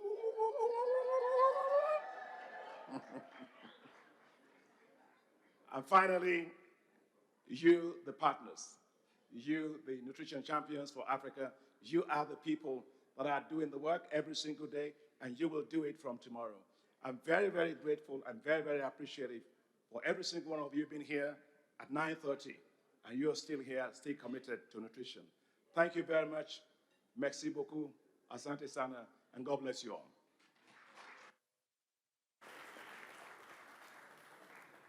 Thank you very much. Thank you very much, Dr. Akinwumi Adesina, for those wrap-up comments and remarks of appreciation. I'd now like to call on the Right Honorable Prime Minister of the Kingdom of Lesotho, Samuel Matekane, to provide closing comments on behalf of His Majesty, King Letse III, the host of this high-level roundtable on nutrition, food security, and the imperatives of multi-sectoral investments on the margins of the ongoing African Union Summit here in the beautiful city of Addis Ababa. Once again, my name is Victor Ladokun, and it's been a pleasure being your moderator today. Over to you, Prime Minister. Thank you so much, Madam. Thank you so much.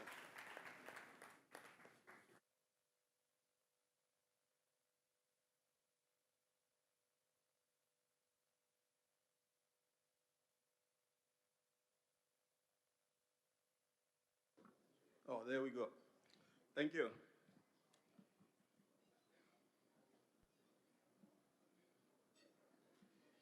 Excellencies, invited guests, ladies and gentlemen, participating in this high-level roundtable on addressing malnutrition and catalyzing Africa's transformation through enhanced multi-sectoral investment has been indeed a great honor. I must sincerely thank you, Excellencies, and partners who have contributed to the success of this event. Thank you. Your dedication and support demonstrate our collective resolve to tackle malnutrition and secure the future of African children. Your presence and participation have made a big difference, and I am grateful for the opportunity to work alongside such esteemed stakeholders. Excellencies, throughout our discussion today, we have witnessed the commitment of the African Union heads of state and government to present policy and program solutions for scaling up nutrition through multi-sectoral programming and investment. The enhancement of multi-sectoral collaboration is testament to our collective resolve to address the intricate challenges of malnutrition and its profound impact on Africa's development trajectory. Excellencies, As we conclude today's deliberations, we stand at the threshold of heightened awareness regarding the ongoing endeavors to combat malnutrition. Concurrently, we anticipate a surge in collective action among member states. The inclusion of Nigeria and Rwanda into the Presidential Dialogue Group and African Leaders for Nutrition signifies momentous achievement in our joint pursuit of a healthier and more prosperous Africa.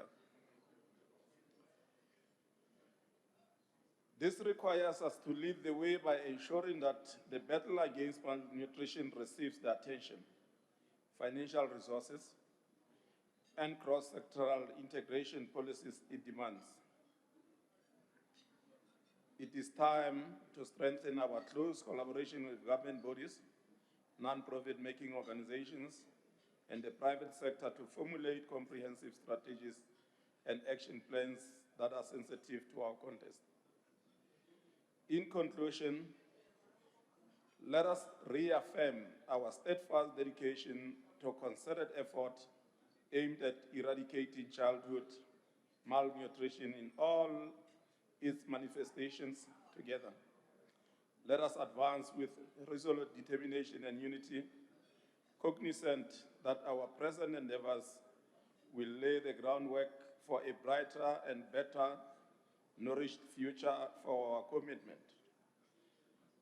I agree with I will definitely convey the message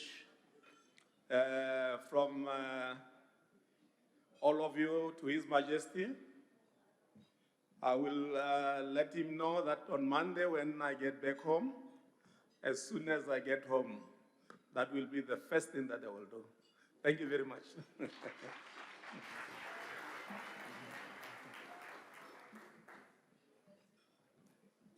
Thank you very much, Honorable Prime Minister. Thank you, sir. Thank you very much, sir. Thank you. That brings us to the close of this high-level roundtable. Thank you very much once again for being here. As the Honorable Prime Minister and our development partners exit the room for a family photograph on the outside, could we just stand and again give everyone and yourselves a warm round of applause.